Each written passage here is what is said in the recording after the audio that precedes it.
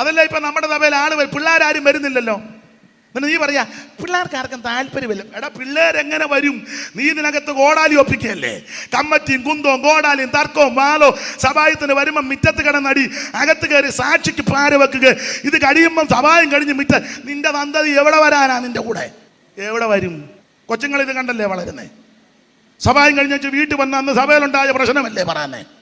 ഉപദേശിക്കെതിരെ, കൂട്ടുസഹോദരനെതിരെ, കൂട്ടുവേലക്കാർക്കെതിരെ മിണ്ടരുത്. ഇത് സഭായം കഴിഞ്ഞേച്ച് വീട്ടിൽ വന്ന് മുഴുവൻ ആൾക്കാരെ ഇട്ട് വിസ്തരിച്ച് സെൻട്രൽ പാസ്റ്ററെ ആക്ഷേപിച്ച്, ലോക്കൽ പാസ്റ്ററെ ആക്ഷേപിച്ച്, അതിഥിയായിട്ട് വന്നെങ്കിൽ അവനെ ആക്ഷേപിച്ച് ഇതെല്ലാം കൊച്ചുങ്ങൾ കണ്ടോണ്ടിരിക്കുക. ഉച്ചവരെ മറുഭാഷ പറഞ്ഞ് മേപ്പോട്ടും ഇങ്ങോട്ടും ചാടിയ കുഞ്ഞമ്മ 2:30 ആയപ്പം കോടാലി ഒപ്പിക്കുക. കൊച്ചുങ്ങൾ ഇത് കാണുക. കൊച്ചുങ്ങൾക്ക് മനസ്സിലായി ഇതെല്ലാം തട്ടിപ്പാന്ന്. എങ്ങനെ വരും നിന്റെ കുഞ്ഞുങ്ങൾ? നീ മാതൃകയോടെ നിൽക്കണ്ടേ? ഞാൻ മാതൃകയോടെ നിൽക്കണ്ടേ? സ്തോത്രം, സ്തോത്രം. ഞാൻ ഒരാളെ ഉദ്ദേശിച്ചല്ല പറഞ്ഞ മുഴുവൻ ദൈവമക്കളോടാ. നിന്റെ നാവ് ആവശ്യമില്ലാത്തതിന് ചായ്ക്കരുത്. നിന്റെ ചെവി ആവശ്യമില്ലാത്ത കേൾക്കാൻ ചായ്ക്കരുത്. ചെവി തുളച്ചേക്കണം. നിന്റെ നാവിന് നിയന്ത്രണം ഏർപ്പെടുത്തണം. വളരെ സൂക്ഷിച്ചു വേണം സംസാരിക്കാൻ. വിശേഷിച്ച് കുടുംബത്തിൽ കുഞ്ഞുങ്ങളുടെ നടുവിൽ അവൻ സ്തോത്രം ആവശ്യമില്ലാത്ത വാക്കുകളൊന്നും വായിന്ന് വരരുത്.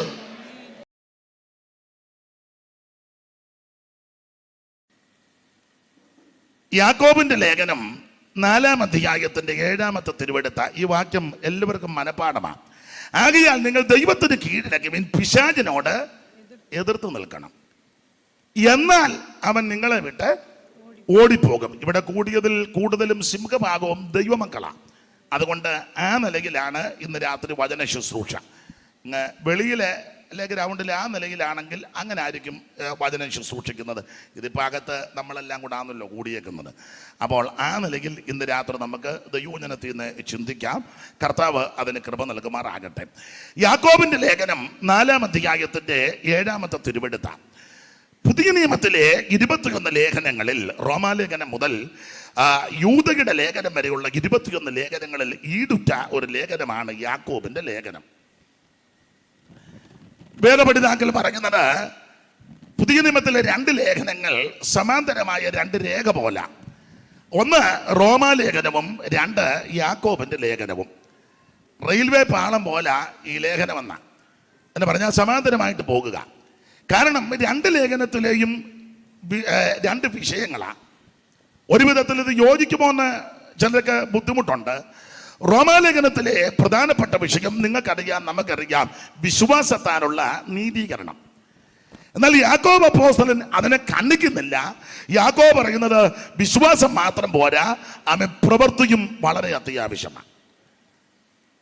എന്നെ ബൈബിൾ ക്ലാസ്സിൽ പഠിപ്പിച്ചപ്പം ഇന്ത്യ ദൈവസഭയുടെ മുൻ ഓവർസിയർ എം കുഞ്ഞപ്പി അവർകൾ, ഇപ്പോൾ ഞാൻ ആ പിക്ചർ വരെ എൻ്റെ ഓർമ്മയിലുണ്ട്. അദ്ദേഹം ഇരുന്നുകൊണ്ടാണ് ക്ലാസ്.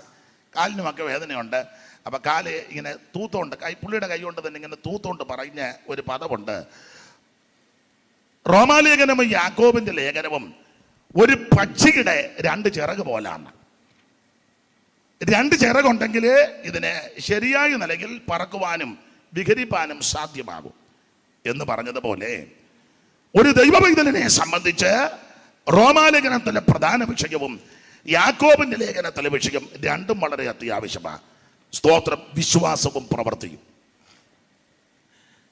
വേദപഠിതാക്കളിൽ ചിലര് അഭിപ്രായപ്പെടുന്നത് യാക്കോബ് വിശ്വാസത്തിന് വലിയ പ്രാധാന്യം, രക്ഷയ്ക്ക് വലിയ പ്രാധാന്യം കൊടുത്തിട്ടില്ല. പ്രവൃത്തിക്കാണ് യാക്കോബ് പ്രാധാന്യം കൊടുത്തിരിക്കുന്നതെന്നാണ്. രക്ഷയ്ക്ക് വലിയ പ്രാധാന്യമൊന്നും യാക്കോബ് കൊടുത്തില്ലെന്നാണ്. എന്നാൽ നിങ്ങൾക്കറിയാം, പഠിക്കുന്നവർക്കറിയാം, ഈ യാക്കോബിന്റെ ലേഖനം പഠിച്ചാൽ ഇതുപോലെ രക്ഷയ്ക്ക് പ്രാധാന്യം കൊടുത്ത വേറൊരാൾ ഇല്ലെന്നുള്ളതാണ് എൻ്റെ വാദം. കാരണം മറ്റുള്ളവരെല്ലാം രക്ഷയെപ്പറ്റി പ്രത്യക്ഷമായിട്ടും പരോക്ഷമായിട്ടും പരാമർശിക്കുമ്പോൾ യാക്കോബ് അപ്പോസ്തലൻ ത്രിവിധമാകുന്ന രക്ഷ, 1 ആത്മരക്ഷ, 2 പ്രാണരക്ഷ, 3 ദേഹരക്ഷ, ഈ 3 രക്ഷയും യാക്കോബ് തന്റെ ലേഖനത്തിൽ പറഞ്ഞിട്ടുണ്ട്. 3 വാക്യം വായിക്കണം. 1-ാം അധ്യായത്തിന്റെ 21-ാമത്തെ വാക്യവും 5-ാം അധ്യായത്തിന്റെ 18-ഉം 19-ഉം വാക്യവും 2-ാം അധ്യായത്തിന്റെ 16-ാമത്തെ വാക്യവും പറഞ്ഞ ക്രമത്തിൽ ഉറക്കെ വായിച്ചാട്ടെ. എല്ലാ അഴുക്കും ദുഷ്ടതയുടെ ആധിക്യവും വിട്ട് നിങ്ങളുടെ ആത്മാക്കളെ രക്ഷിപ്പാൻ, ആത്മരക്ഷ, സുവിശേഷ യോഗം കൂടെ ആണല്ലോ. അതുകൊണ്ട് ഒരു കാര്യം പറയാം, ആത്മരക്ഷ യേശു ക്രിസ്തുവിൽ കൂടി മാത്രം, മറ്റൊരുത്തനിലും രക്ഷയില്ല. നാം രക്ഷിക്കപ്പെടുവാൻ ആകാശത്തിന് കീഴിൽ മനുഷ്യരുടെ ഇടയിൽ നൽകപ്പെട്ട ഒരേ ഒരു നാമം യേശു ക്രിസ്തുവിന്റെ പരിശുദ്ധ നാമം. അപ്പോൾ ആത്മരക്ഷ കർമ്മമാർഗം കൊണ്ടോ പുണ്യപ്രവർത്തി കൊണ്ടോ ദാനധർമ്മം കൊണ്ടോ നേർച്ച കാഴ്ച കൊണ്ടും ആചാരങ്ങൾ കൊണ്ടോ അനുഷ്ഠാനങ്ങൾ കൊണ്ടൊന്നും രക്ഷപ്പെടാനൊക്കത്തില്ല, രക്ഷിക്കപ്പെടാനും ഒക്കത്തില്ല. യേശുവിനെ രക്ഷിതാവായി സ്വീകരിക്കണം. 5 പൈസ മുടക്കണ്ട, അര കാശ് മുടക്കണ്ട, അര മൈൽ നടക്കണ്ട, ഭൗതിക വസ്തുക്കളൊന്നും കെട്ടിയും ചുമ്മി ഉന്തിയും തള്ളിയും കൊണ്ടുപോകണ്ട, കയ്യും കാലും പൊക്കണ്ട, ഇരിക്കുന്ന ഇടത്തിരുന്ന് സമർപ്പിക്ക്. യേശുവേ എന്നെ രക്ഷിക്കണം, എൻ്റെ ഉള്ളത്തിലേക്ക് വരണം, എൻ്റെ പാപങ്ങൾ ക്ഷമിക്കണം, എന്നെ വീണ്ടെടുക്കണം, എന്നെ രക്ഷിക്കണമെന്ന് ആര് പ്രാർത്ഥിക്കും അവരെ രക്ഷിക്കുവാൻ കഴിവുള്ളവൻ ആ ക്രിസ്തു. ഇന്ന് രാത്രി ആ കർത്താവ് നമ്മുടെ നടുവിലുണ്ട്. അപ്പോൾ ആത്മരക്ഷ അതാണ് യാക്കോബ് 1:21 പറയുന്നത്. ഇനി പ്രാണരക്ഷ 5:18-19. അവൻ വീണ്ടും പ്രാർത്ഥിച്ചപ്പോൾ 19 ഒടുവിലത്തെ കണ്ണിക, സഹോദരന്മാരെ, നിങ്ങളിൽ ഒരുവൻ സത്യം വിട്ട് തെറ്റിപ്പോകുകയും അവനെ ഒരുവൻ തിരിച്ചു വരുത്തുകയും ചെയ്താൽ പാപിയെ നേർവഴിക്കാക്കുന്നവൻ അവന്റെ പ്രാണനെ മരണത്തിൽ നിന്ന് രക്ഷിക്കുകയും രക്ഷിക്കും. അപ്പോൾ പ്രാണരക്ഷയ്ക്കും യാക്കോബ് പ്രാധാന്യം കൊടുത്തിരിക്കുക. അപ്പൊ ചെല്ലി പറയുന്നത് പ്രവൃത്തിക്ക് മാത്രം ഊന്നൽ കൊടുത്തു, രക്ഷയ്ക്ക് വലിയ ഊന്നൽ കൊടുത്തില്ലെന്നാ. കണ്ടോ യാക്കോബിന്റെ വിശേഷത? 1 ആത്മരക്ഷ, അത് യേശുവിൽ കൂടി. 2 പ്രാണരക്ഷ, അതാണ് 5-ാം അധ്യായത്തിന്റെ 19-20 തിരുവെടുത്തുകളിൽ വിസ്തരിക്കണ്ടല്ലോ. ഇനി അടുത്തത്, ഇത് രണ്ടും കൊണ്ടൊരു മനുഷ്യന് ജീവിക്കാൻ ഒക്കത്തില്ലല്ലോ. ആത്മരക്ഷയും കിട്ടി, പ്രാണരക്ഷയും കിട്ടി. പക്ഷെ ഈ ഭൂമിയിൽ ജീവിക്കണമെങ്കിൽ ദേഹരക്ഷ ആവശ്യമാണ്. വേണ്ടേ? വസ്ത്രം വേണം, പാർപ്പിടം വേണം, ഭക്ഷണം വേണം, അടിസ്ഥാനപരമായ കാര്യമല്ല നടക്കണം. നിങ്ങളുടെ പോയിട്ട് നിങ്ങൾക്കൊന്നും വേണ്ടാന്ന് വന്ന് കാറ്റ് കൊണ്ട് വളരുക. ദേഹരക്ഷ ആവശ്യമാണ്.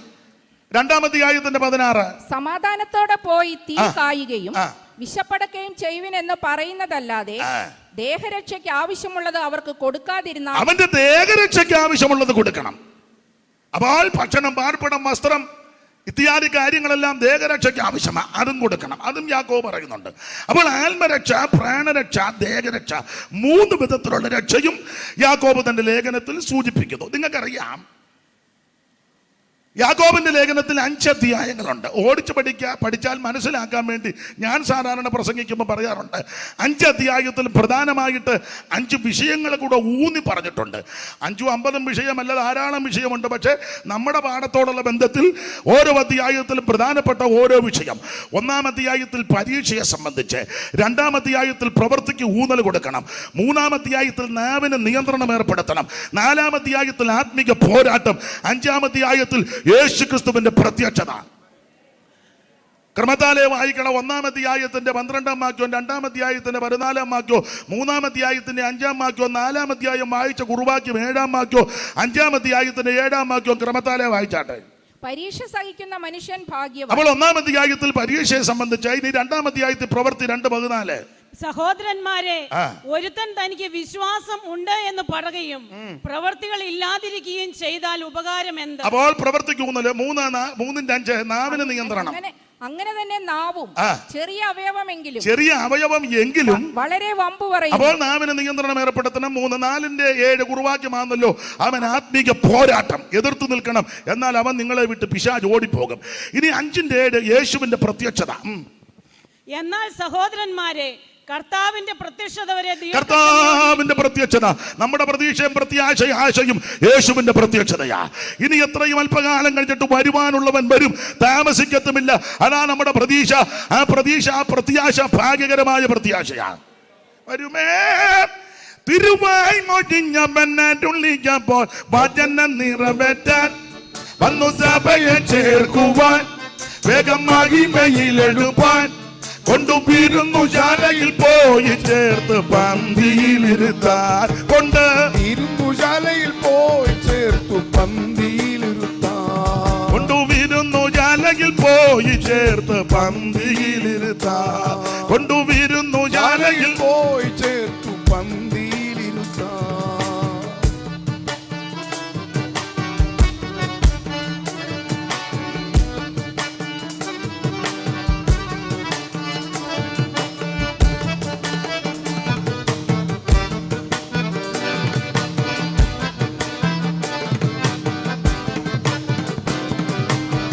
സ്വർഗീയ നാടെന്നു കാണാം എൻ്റെ വീട്ടിലെന്നതാ. സ്വർഗീയ നാടെന്നു കാണാം എൻ്റെ നവയറുജലം മഹിമനിറഞ്ഞു ഇറങ്ങി വരുന്ന സമയമോർക്കുമ്പോൾ നവയറുജലം മഹിമനിറഞ്ഞു ഇറങ്ങി വരുന്ന സമയമോർക്കുമ്പോൾ സ്നേഹം വർദ്ധിച്ചിടുന്നേ, പ്രത്യാശയേറി വരുന്നേ. സ്നേഹം വർദ്ധിച്ചിടുന്നേ, പ്രത്യാശയേറി വരുന്നേ. വരുമേ തിരുവായി മൊഴിഞ്ഞവൻ അരുളിയപ്പോൾ വചനം നിറവേറ്റാൻ വന്നു സഭയെ ചേർക്കുവാൻ, വേഗം മഹിമയിലെടുപ്പാൻ കൊണ്ടുവീരുന്നു ശാലയിൽ പോയി ചേർത്ത് പന്തിയിലിരുത്താൻ. കൊണ്ടുവീരുന്നു ശാലയിൽ പോയി ചേർത്തു പന്തിയിലിരുത്താൻ. കൊണ്ടുവീരുന്നു ശാലയിൽ പോയി ചേർത്ത് പന്തിയിലിരുത്താൻ. അപ്പൊ ശ്രദ്ധിക്കുക, നമ്മുടെ പ്രത്യാശ യേശുക്രിസ്തുവിന്റെ വീണ്ടും വരവാ. അപ്പോൾ യാക്കോബിന്റെ ലേഖനം 5 അധ്യായത്തിലും പ്രധാനമായിട്ട് 5 വിഷയം. 1-ാം അധ്യായത്തിൽ പരീക്ഷയെ സംബന്ധിച്ച വിഷയം, 2-ാം അധ്യായത്തിൽ പ്രവൃത്തിക്ക് ഊന്നൽ കൊടുക്കുക, 3-ാം അധ്യായത്തിൽ നാവിന് നിയന്ത്രണം ഏർപ്പെടുത്തണം, 4-ാം അധ്യായത്തിൽ ആത്മീയ പോരാട്ടം, 5-ാം അധ്യായത്തിൽ യേശുക്രിസ്തുവിന്റെ പ്രത്യക്ഷത. എല്ലാ ഭാഗവും എല്ലാ അധ്യായത്തിലും പ്രവേശിക്കുന്നില്ല എങ്കിലും പറയാതിരിക്കാൻ തരമില്ല. 1-ാം അധ്യായത്തിലെ പ്രധാനപ്പെട്ട വിഷയം, അവൻ പരീക്ഷ സഹിക്കുന്ന മനുഷ്യൻ ഭാഗ്യവാൻ.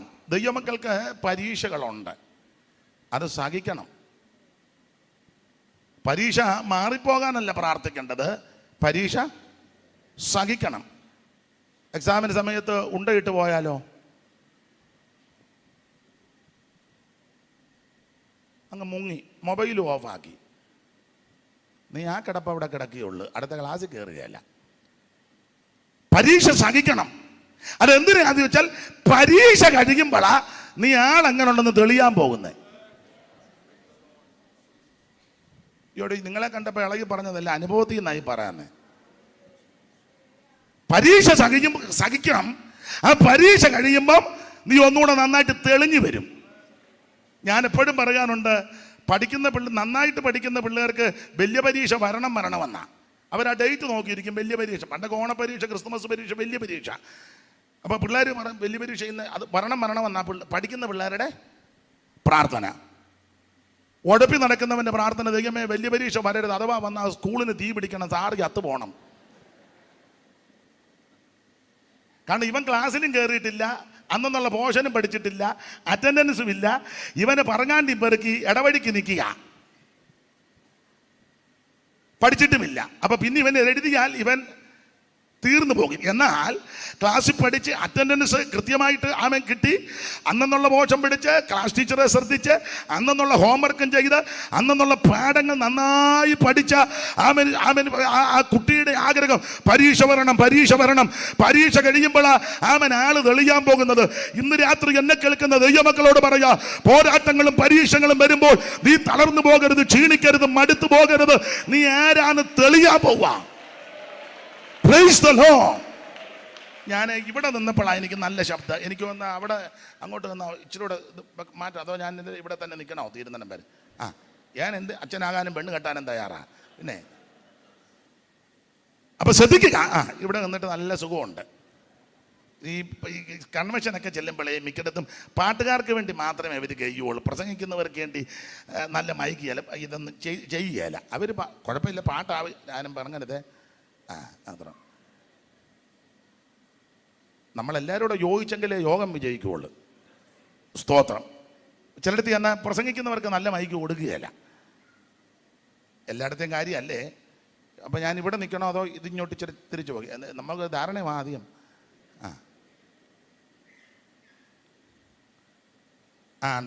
കണ്ടമാനം വേണ്ട.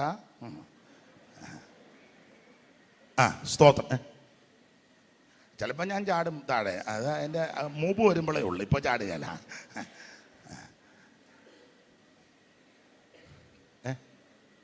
മതി നിങ്ങൾക്ക് കുഴപ്പമില്ല. ലേലുയ്യ. ഇതോടെ നിശ്ചിലെന്ന്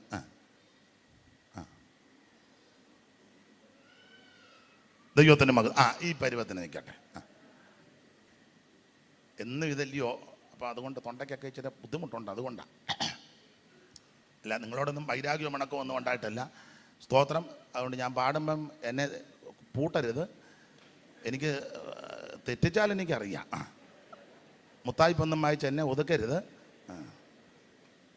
അപ്പൊ ശ്രദ്ധിക്കുക, ഒരു കാര്യം പറയാം. മോനെ ഈ പരുവത്തിൽ നിൽക്കട്ടെ. ഒരു കാര്യം പറയാം, നീ പരീക്ഷ സഹിക്കണം. ആ പരീക്ഷ കഴിയുമ്പോൾ നീ ആരാന്ന് വെളിപ്പെടാൻ പോകുകയാ. പോരാട്ടങ്ങളും പരീക്ഷകളും പ്രതികൂലങ്ങളും ദൈവത്തിന്റെ പൈതലെ ജീവിതത്തിൽ ആഞ്ഞടിക്കുമ്പോൾ തളർന്നു പോകരുത്, ക്ഷീണിച്ചു പോകരുത്, മടുത്തു പോകരുത്, പതറി പോകരുത്. ഞാൻ എപ്പോഴും പറയും, അനുഭവത്തിൽ നിന്ന് പറയും, നീ മുഴങ്കാലിൻ മേലിരിക്കണം. നീ മുഴങ്കാലിൻ മേലിരുന്ന് ജാഗരിക്കുമ്പോൾ നിനക്ക് വേണ്ടി പ്രവർത്തിക്കുന്ന ഒരു ദൈവമുണ്ട്, നിനക്ക് വേണ്ടി യുദ്ധം ചെയ്യുന്ന ഒരു ദൈവമുണ്ട്, നിന്നെ ആദരിക്കുന്ന ഒരു ദൈവമുണ്ട്. Price the Lord. ഉന്നതന് മീതെ ഉന്നതനുണ്ട്, അവന് മീതെ അത്യുന്നതൻ ജാഗരിക്കും. അയ്യോ പറയുക, ഇപ്പോഴോ എന്റെ സാക്ഷി സ്വർഗത്തിൽ, എന്റെ ജാമ്യക്കാരൻ ഉയരത്തിലിരിക്കുക. Praise the Lord. അബ്രഹാമിനെ പരീക്ഷിച്ചു, അബ്രഹാമത്തിൽ വിജയം പ്രാപിച്ചു. ഉൽപ്പത്തി പുസ്തകത്തിൽ വായിക്കുന്നത്, ഇസഹാക്കിനെ യാഗം കഴിച്ചെന്നില്ല, കടിക്കാൻ നേരത്ത് ഒരാട്ടുകൊറ്റനെ പിടിച്ച് കണ്ടിച്ചെന്നാ. ഇസഹാക്കിനെ യാഗം കഴിച്ചില്ലെന്നാ ഉൽപ്പത്തിയിലെ.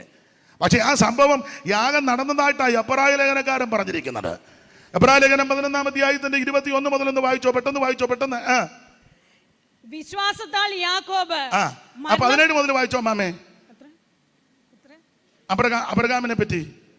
വിശ്വാസത്താൽ അബ്രഹാം താൻ പരീക്ഷിക്കപ്പെട്ടപ്പോൾ, വിശ്വാസത്താൽ അബ്രഹാം താൻ പരീക്ഷിക്കപ്പെട്ടപ്പോൾ ഇസഹാക്കിനെ യാഗം അർപ്പിച്ചു. ഇസഹാക്കിനെ യാഗം അർപ്പിച്ചെന്ന ഉൽപ്പത്തി പുസ്തകത്തിൽ ഇസഹാക്കിനെ യാഗം അർപ്പിച്ചതായിട്ട് തെളിവില്ല. അവറാച്ചൻ കത്തി എടുത്തപ്പോഴേ കർത്താവ് ഇടപെട്ട് അവറാച്ച കണ്ടിക്കരുതെന്ന് പറഞ്ഞു.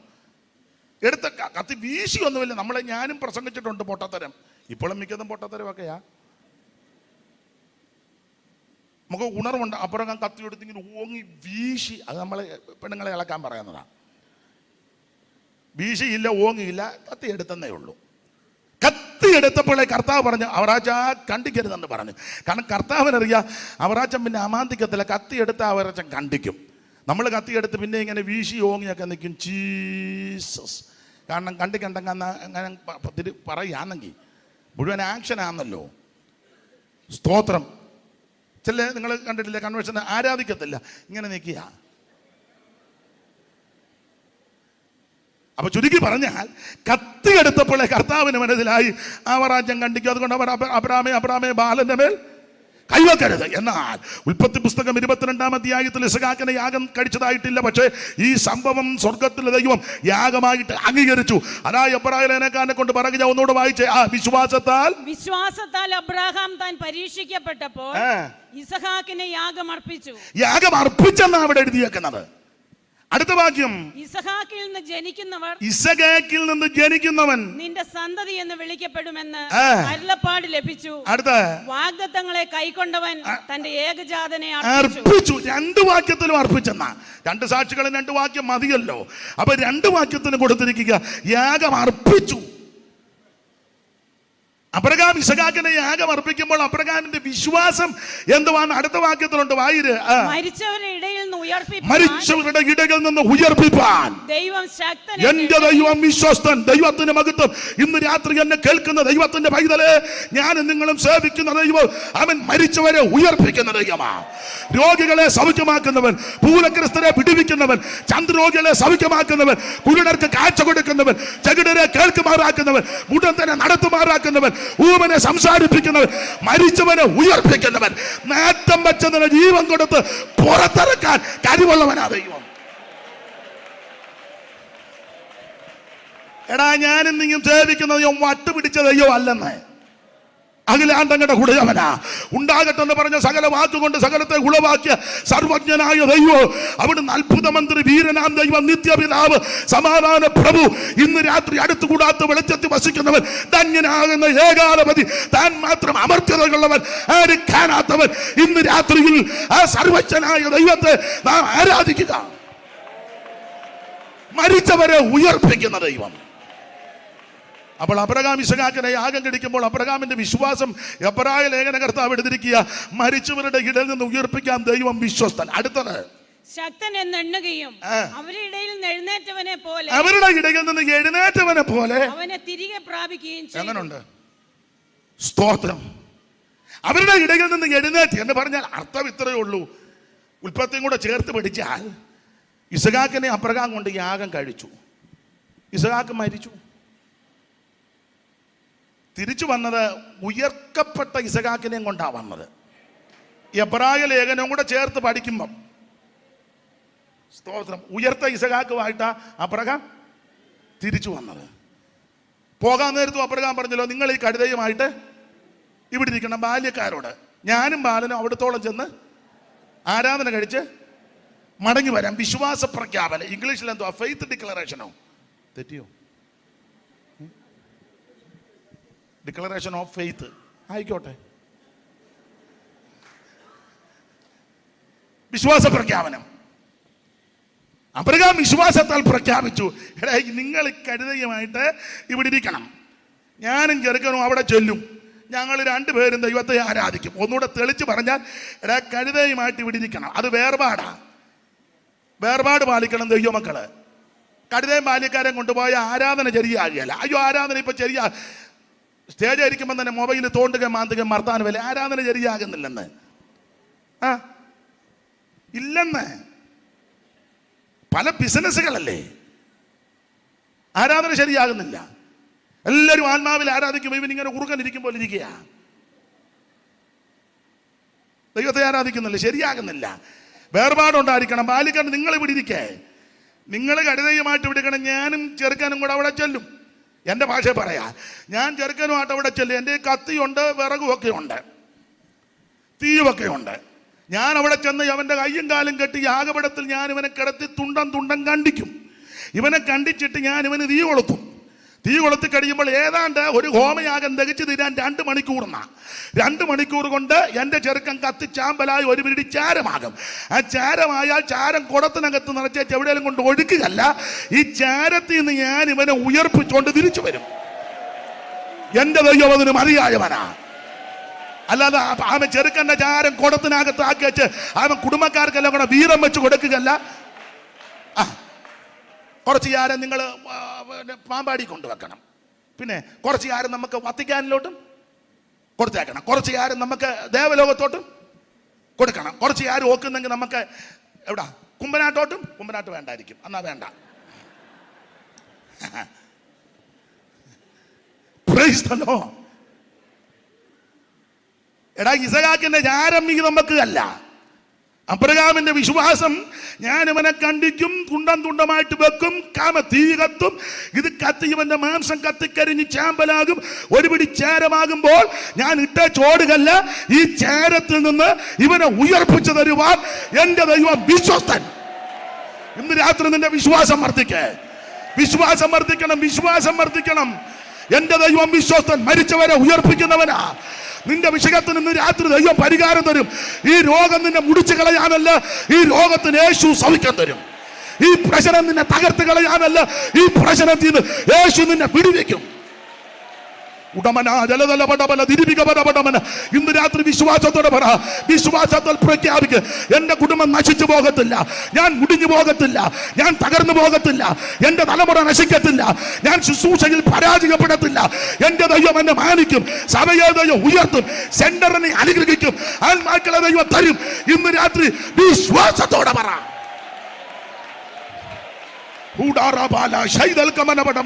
അവിശ്വാസം എന്ന ദുഷ്ടകൃത്യത്തെ ശാസിച്ച് ഇന്ന് രാത്രി വിശ്വാസത്തിൽ പ്രഖ്യാപിക്കുക, എന്റെ ദൈവം എന്നെ വിടുവിക്കും, എന്റെ ദൈവം എന്നെ രക്ഷിക്കും, എന്റെ ദൈവം എനിക്ക് നീക്കുപോക്ക് നൽകും.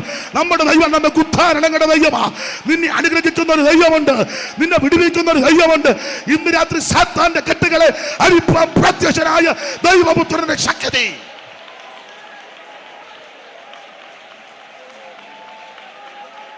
ദൈവത്തിന്റെ മഹത്വം, ദൈവത്തിന്റെ മഹത്വം, ദൈവത്തിന്റെ മഹത്വം, ദൈവത്തിന്റെ മഹത്വം.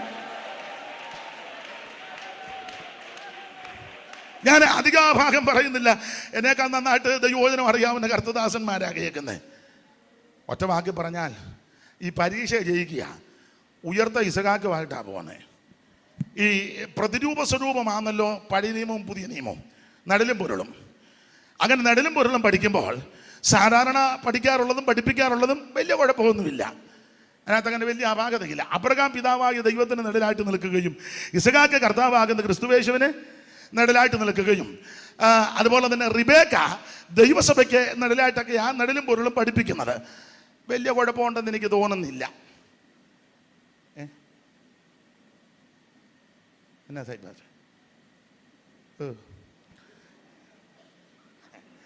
അപ്പം അങ്ങനെ അങ്ങോട്ട് പഠിച്ചാൽ ഉയർത്ത ഇസഹാക്കുമായിട്ടാ അബ്രഹാം തിരിച്ചിങ്ങോട്ട് വരുന്നത്. ഞാനൊരു ചോദ്യം നിങ്ങൾക്കറിയാം. അങ്ങനെയെങ്കിൽ ഇസഹാക്ക് മരിക്കുന്നത് എത്രാം അധ്യായത്തിലാ? ഏതപ്പാ ഗോതമംഗലം വായിച്ച 2 സഹോദരിമാരുണ്ട്, അവരോടാ ചോദ്യം. മറ്റവരെവിടെ നിങ്ങളുടെ ലിയോ മൈക്കിരിക്കുന്നത്. ഇസഹാക്ക് മരിച്ചത് ഏത് അധ്യായത്തിലാന്ന്? നിങ്ങൾ രണ്ടും അമ്മാമ്മ, ഇസഹാക്ക് മരിച്ചത് ഏത് അധ്യായത്തിലാന്ന് ഈ വിധത്തിൽ ചിന്തിച്ചാൽ? 22 അതെ, 22 അബ്രഹാമിനെ പരീക്ഷിക്കുന്നത്, 22 ഇസഹാക്കിനെ യാഗം കഴിക്കുന്നത്. അവിടെ കണ്ടിക്കുന്നില്ലെങ്കിൽ എബ്രാഹിം ചേർത്ത് പഠിച്ചാൽ യാഗം നടന്നെന്നാ. യാഗം അർപ്പിച്ചു 2 പ്രാവശ്യം. ഇനി ഇങ്ങോട്ട് നോക്കിക്കോ. നിങ്ങൾ പേടിക്കണ്ട, എനിക്ക് സഹായത്വമായിട്ട് നിൽക്കണേ. സ്തോത്രം, ദൈവം നിങ്ങളെ അനുഗ്രഹിക്കട്ടെ. അപ്പോൾ 22-ാം അധ്യായത്തിൽ ഇസഹാക്ക് മരിച്ച് അടക്കപ്പെട്ട ഉയർത്ത ഇസഹാക്കുമായിട്ടാ അബ്രഹാം തിരിച്ചിങ്ങോട്ട് വരുന്നത്. ഞാൻ പ്രത്യാശയ്ക്ക് ഒരു കാര്യം പറയാം. ഇത് കാൽവറി മരണത്തിന് നിഴലാ. യേശുക്രിസ്തുവിന്റെ കാൽവറിയിലെ മരണം മനുകുലത്തെ രക്ഷിക്കുവാൻ, മാനവജാതിയെ രക്ഷിക്കുവാൻ, മനുഷ്യവർഗത്തിന്റെ പാപം പരിഹരിക്കുവാൻ, മനുഷ്യവർഗത്തിന് രക്ഷ വരുത്തുവാൻ, അവരെ വീണ്ടെടുക്കുവാൻ ഒരുവൻ കാൽവറിയിൽ നമുക്ക് വേണ്ടി ജീവനെ തന്നു. അതിന് നിഴലാണ് 22. ഉയർത്ത ഇസഹാക്കുമായിട്ട് അബ്രഹാം ഇങ്ങോട്ട് വരിക. അപ്പം ഇസഹാക്കിന്റെ മരണം ഏത് അധ്യായത്തിലാ? 20 മൈക്ക് കൂടെ പറഞ്ഞു. ഉൽപ്പത്തി 22. ഇങ്ങോട്ട് നോക്കിയേ, ഒരു ചോദ്യവും കൂടെ.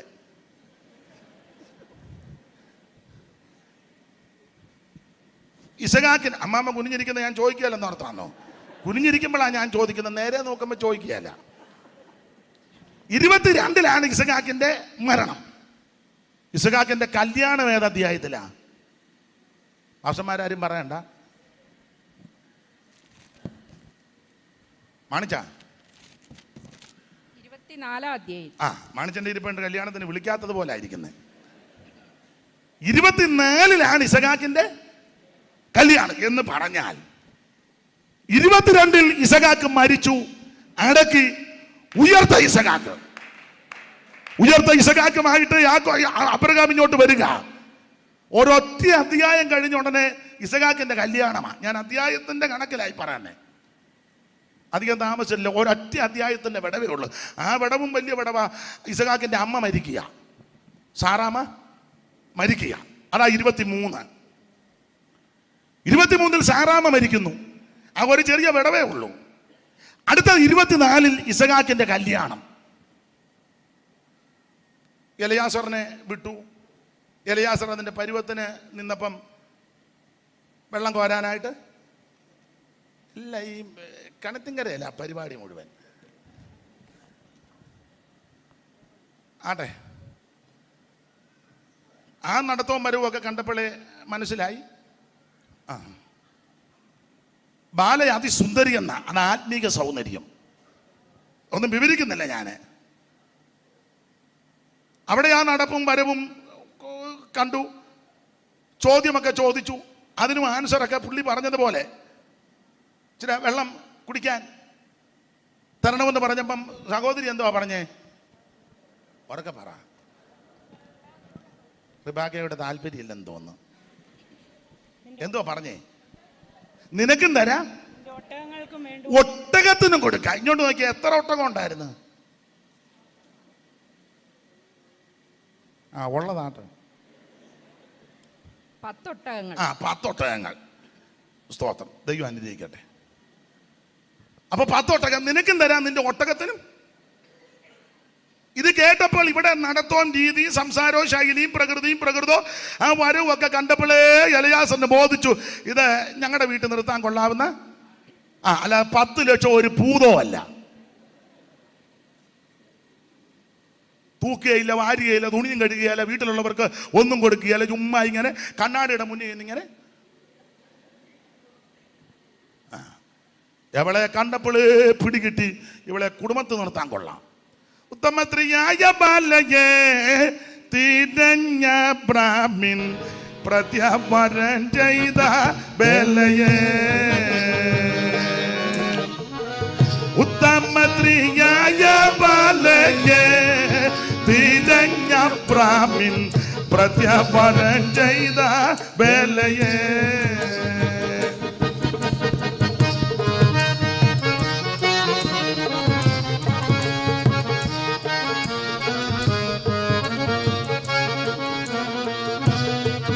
പാടാൻ അധികം നേരമില്ല, അധികം ശീലം പാടാൻ നോക്കുകയല്ല. അപ്പോൾ ചുരുക്കി പറഞ്ഞാൽ അങ്ങനെ റിബേക്കായെ കണ്ട് ഇസഹാക്കിന്റെ കല്യാണമാണ്. അപ്പൊ 22 മരിച്ചു, അടക്കി, ഉയർത്ത ഇസഹാക്ക് 24 കല്യാണമാണ്. ഒരു കാര്യം കൂടെ പറയാം, കാൽവറിയിൽ യേശു നമുക്ക് വേണ്ടി മരിച്ചു, അടക്കി, തിരുവെടുത്ത് പറഞ്ഞതുപോലെ അവിടുന്ന് 3-ാം ദിവസം ഉയർത്തു, ഇന്നും സ്വർഗത്തിൽ ജീവിക്കുന്നു. അധികം താമസിക്കാതെ തിരുസഭയെ വേളി കഴിപ്പാൻ അവിടുന്ന് തിരിച്ചു വരാൻ പോവാ. 23-ാം അധ്യായത്തിൽ ഒരൊറ്റ വിടവല്ലേ ഉള്ളൂ. അടുത്ത 24 കല്യാണം നടക്കുകയല്ലേ. കാൽവറിയിൽ ദൈവത്തിന്റെ അളവുകോൽ വെച്ച് ദൈവത്തിന്റെ ദിവസങ്ങളും മാസങ്ങളും വെച്ച് കണക്ക് കൂട്ടുമ്പോൾ അധികം താമസമില്ലാതെ തനിക്കായി കാത്തു നിൽക്കുന്ന വിശുദ്ധന്മാരുടെ രക്ഷയ്ക്ക് വാട്ടം, കറ, ചുളുക്കം, മാലിന്യമൊന്നുമില്ലാതെ ശുദ്ധയും ശുഭ്രയുമായി തനിക്ക് മുൻനിർത്തേണ്ടതിന് അവൻ അവളെ വചനത്തോടുകൂടി ജലസ്നാനത്താൽ വെടിപ്പാക്കി തനിക്ക് മുൻനിർത്തേണ്ടതിന് അവൻ വേളി കഴിപ്പാൻ കടന്നു വരുവാൻ യേശു സമാഗതമായി ഇന്ന് രാത്രി നമ്മുടെ പ്രത്യാശ വർദ്ധിക്കട്ടെ. വാട്ടമാലിന്യം ഇല്ലാതെ നീ നിന്നാൽ ഒരു മാറ്റം കൂടാതെ നിന്നെ വേളി കഴിക്കോ.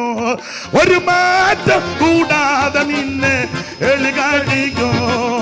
വാട്ടമാലിന്യം ഇല്ലാതെ നീ നിന്നാൽ ഒരു മാറ്റം കൂടാതെ നിന്നെ വേളി കഴിക്കോ. ഒരു മാറ്റം കൂടാതെ നിന്നെ വേളി കഴിക്കോ. നീളെ യുഗമായി തന്റെ കൂടെ വാണിടാ. നീളെ യുഗമായി തന്റെ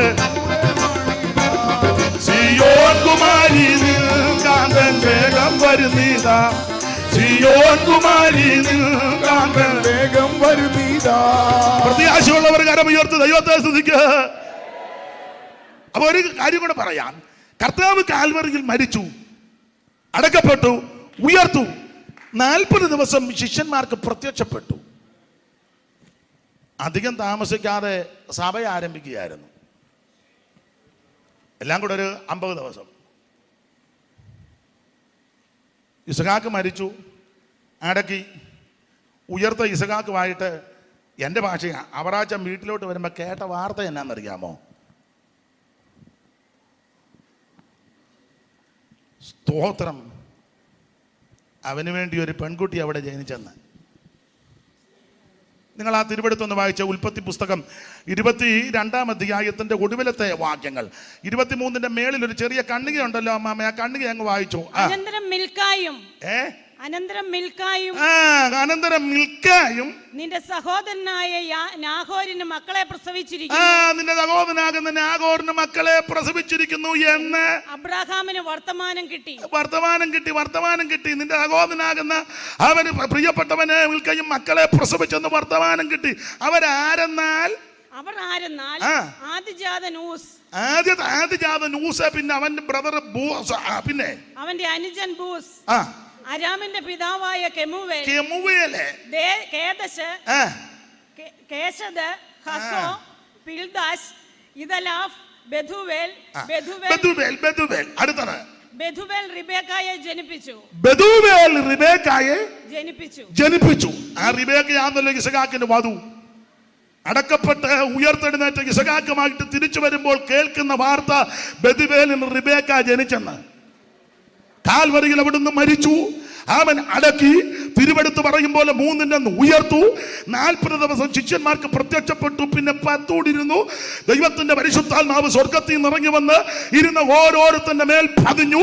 ആത്മാവ് ഉച്ചരിപ്പാൻ നൽകിയതുപോലെ അന്യഭാഷകൾ സംസാരിച്ചു തുടങ്ങി. പല ഭാഷക്കാരും ഒക്കെ കടന്നു വന്നു. പത്രോസ് 11 പേരോട് കൂടെ എഴുന്നേറ്റ് ഒരൊറ്റ പ്രസംഗം കൃപയിൽ നിന്നു. അവൻ 3000 എണ്ണം ഒറ്റയടിക്ക് കയറി. ആ 47-ാം വാക്യം, കർത്താവ് രക്ഷിക്കപ്പെട്ടവരെ ദിനംപ്രതി സഭയോട് ചേർത്തു. അധികം താമസിക്കാതെ യേശു തിരിച്ചു വരും. എന്തിന്? തിരുസഭയെ വേണു ചെയ്യുവാൻ. അതുകൊണ്ട് ഞാൻ പറഞ്ഞത്, പരീക്ഷകൾ വിവിധമായി വരുമ്പോൾ ക്ഷീണിച്ചും മടുത്തും പോകരുത്. നീ അതിനെ തരണം ചെയ്തതിനെ ജയിക്കണം. അവൻ കൊല്ലാവുന്നവനായി തെളിഞ്ഞു വരാൻ പോവാ. ഈ വിവിധ പരീക്ഷകൾ വരുമ്പോൾ എന്നെ കൊണ്ടൊക്കുമോ എങ്ങനെയാകുമെന്ന് ചിന്തിക്കണ്ട. പാപമടിക്ക് നമുക്ക് തുല്യമായി സകലത്തിലും പരീക്ഷിക്കപ്പെട്ടവനാണ് നമ്മുടെ നായകൻ. സ്തോത്രം. സകല വിഷയത്തിലും അവിടുന്ന് ജയിച്ചു. യേശുവിനെ പിശാച് പരീക്ഷിച്ചല്ലോ. മത്തായി 4-ഉം ലൂക്കോസ് 4-ഉം മർക്കോസൂടെ ചേർത്ത് പഠിക്കുമ്പോൾ മത്തായി, ഞാനെപ്പോഴും പറയും, മത്തായി 4 വായിക്കുന്ന ഈ 40 കഴിഞ്ഞപ്പോൾ പിശാച് വന്നെന്ന. എന്നാൽ ലൂക്കോസ് പറഞ്ഞത് 40 കഴിഞ്ഞപ്പോഴല്ല, 40 ദിവസവും പിശാച് പോരാടിയെന്ന. മത്തായി 4-ന്റെ 1-ഉം ലൂക്കോസ് 4-ന്റെ 1-2 വായിച്ച പെട്ടെന്ന്. അനന്തരം പിശാചിനാൽ പരീക്ഷിക്കപ്പെടുവാൻ യേശുവിനെ ആത്മാവ് മരുഭൂമിയിലേക്ക് നടത്തി. അവൻ 40 പകലും 40 രാവും ഉപവസിച്ച ശേഷം അവന് വിശന്നു. ഉപവസിച്ച് കഴിഞ്ഞാന്നേ വിശന്നത്. നമുക്ക് ഡേറ്റ് കേൾക്കുമ്പോഴേ വിശക്കുന്ന വിശുദ്ധന്മാരുണ്ട്. അത് പോട്ടെ. അപ്പോൾ ഉപവാസം കഴിഞ്ഞപ്പോൾ യേശുവിന് വിശന്നു. ചിലക്ക് കടുക് താളിക്കുന്ന മണം അടിക്കാൻ മേല, അന്നേരം പ്രമാണം വിടും. അതാ ചെല്ലി പറഞ്ഞ്, ഞങ്ങളുടെ വീട്ടിൽ അടുപ്പിൽ പോലും ഒന്നും കത്തിക്കല്ല, കത്തിച്ച ഇപ്പുള്ളി കുഴയും. അതിനാ വരുന്നവനെയും കൊണ്ടിട്ട് കുഴയ്ക്കുക. അപ്പൊ ഏതായാലും യേശുവിന് ഇത് കഴിഞ്ഞപ്പോഴാണ് വിശന്നത്. അപ്പോൾ പരീക്ഷകൻ അടുത്ത് വന്ന്. അപ്പൊ മത്തായി സുവിശേഷത്തിൽ വായിക്കുന്നത് 40 കഴിഞ്ഞപ്പോൾ പിശാച് വന്നെന്ന. എന്നാൽ ലൂക്കോസ് കുറച്ചുകൂടെ ചരിത്രം നന്നായി പഠിച്ച ആളായത് കൊണ്ട് പറഞ്ഞത് 40 കഴിഞ്ഞപ്പോഴല്ല, 40 ദിവസവും പരീക്ഷിച്ചെന്നാ വായിച്ച്. ലൂക്കോസ് 4-ന്റെ 1 മുതൽ. പരിശുദ്ധാത്മാവ് നിറഞ്ഞവനായി യോർദാൻ വിട്ടു മടങ്ങി. ആത്മാവ് അവനെ മരുഭൂമിയിലേക്ക് നടത്തി. പിന്നെ പിശാച് അവനെ 40 ദിവസം പരീക്ഷിച്ചുകൊണ്ടിരുന്നു. പിശാച് അവനെ 40 ദിവസവും പരീക്ഷിച്ചുകൊണ്ടിരുന്നെന്ന. അപ്പൊ 40 കഴിഞ്ഞപ്പോഴല്ല വന്നത്, വന്നു. പക്ഷെ 40 ദിവസവും പിശാച് പരീക്ഷിച്ചുകൊണ്ടിരുന്നു. ഇനി എങ്ങനത്തെ പരീക്ഷയായി 40 ദിവസം? അതിനെപ്പറ്റി ഒരു സൂചന മർക്കോസ് തരുന്നുണ്ട്.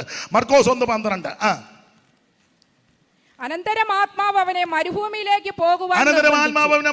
പോകുവാൻ നിർബന്ധിച്ചു. അവിടെ അവൻ സാത്താനാൽ പരീക്ഷിക്കപ്പെട്ടു. 40 ദിവസം മരുഭൂമിയിൽ കാട്ടുമൃഗങ്ങളോട് കൂടെയായിരുന്നു. എന്ന് പറഞ്ഞാൽ ആനയും കടുവായും പുലിയും കരടിയും സിംഹവുമായിട്ട് യേശുക്രിസ്തു ഉപവസിച്ച് പ്രാർത്ഥിച്ചെന്നല്ല അതിന്റെ അർത്ഥം. അങ്ങനെയുള്ള എല്ലാ വന്യജീവികളും ആ സമയത്ത് അവിടെ കാണത്തുമില്ല. കാട്ടുമൃഗങ്ങളോടുകൂടെ ആയിരുന്നു എന്ന് പറഞ്ഞാൽ ഇങ്ങനൊരു ചിന്ത അവൻ വലിയ തെറ്റില്ല. മൃഗീയമായ പല വിഷയങ്ങൾ ഈ 40 ദിവസവും ജീവിതത്തിൽ ആഞ്ഞടിച്ചു. എന്നാൽ അതിനെയെല്ലാം യേശു ജയിച്ചു. എന്നെ കേൾക്കുന്ന കർത്തൃവേലക്കാരെ, ദൈവദാസന്മാരെ, ദൈവമക്കളെ, മൃഗീയമായ പല വിഷയങ്ങൾ നിന്റെ ശുശ്രൂഷയിൽ, ജീവിതത്തിൽ, കുടുംബത്തിൽ, വ്യക്തിപരമായി കടന്നു വരുമ്പോൾ നീ തളർന്നു പോകരുത്, ക്ഷീണിക്കരുത്. അതിനെ തരണം ചെയ്യുവാൻ, അതിജീവിക്കുവാൻ, ജയിക്കുവാൻ ദൈവം നിനക്ക് കൃപ നൽകും.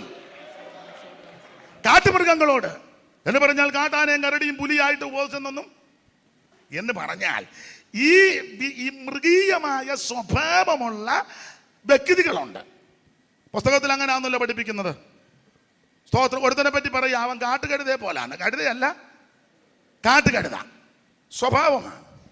കഴുതയ്ക്ക് ബോധമുള്ളതല്ല, കാട്ടുകഴുതയ്ക്ക് യാതൊരു ബോധവും ഉള്ളതല്ല. ഒരുത്തനെ പറ്റി പറയുക ബാലസിംഹമാണ്. ഒരുത്തനെ പറ്റി പറയുക കടിച്ചു കീറുന്ന ചെന്നായി. ഒരുത്തനെ പറ്റി പറയുക പേടമാൻ. സ്തോത്രം. ഇങ്ങനെ ചില പരാമർശങ്ങൾ തിരുവെഴുത്തിൽ എഴുതിയിട്ടുണ്ട്.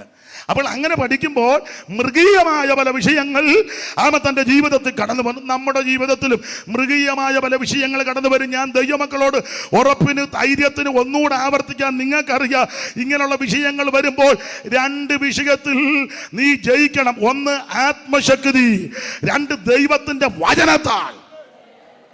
ഈ പല പരീക്ഷകളും പോരാട്ടങ്ങളും യേശുവിന്റെ ജീവിതത്തിൽ വന്നപ്പോൾ അവിടുന്ന് ജയിച്ചത് ആത്മശക്തിയോടെ കടന്നുപോയി. ദൈവത്തിന്റെ വചനത്താൽ ഇതിനെ ജയിച്ചു.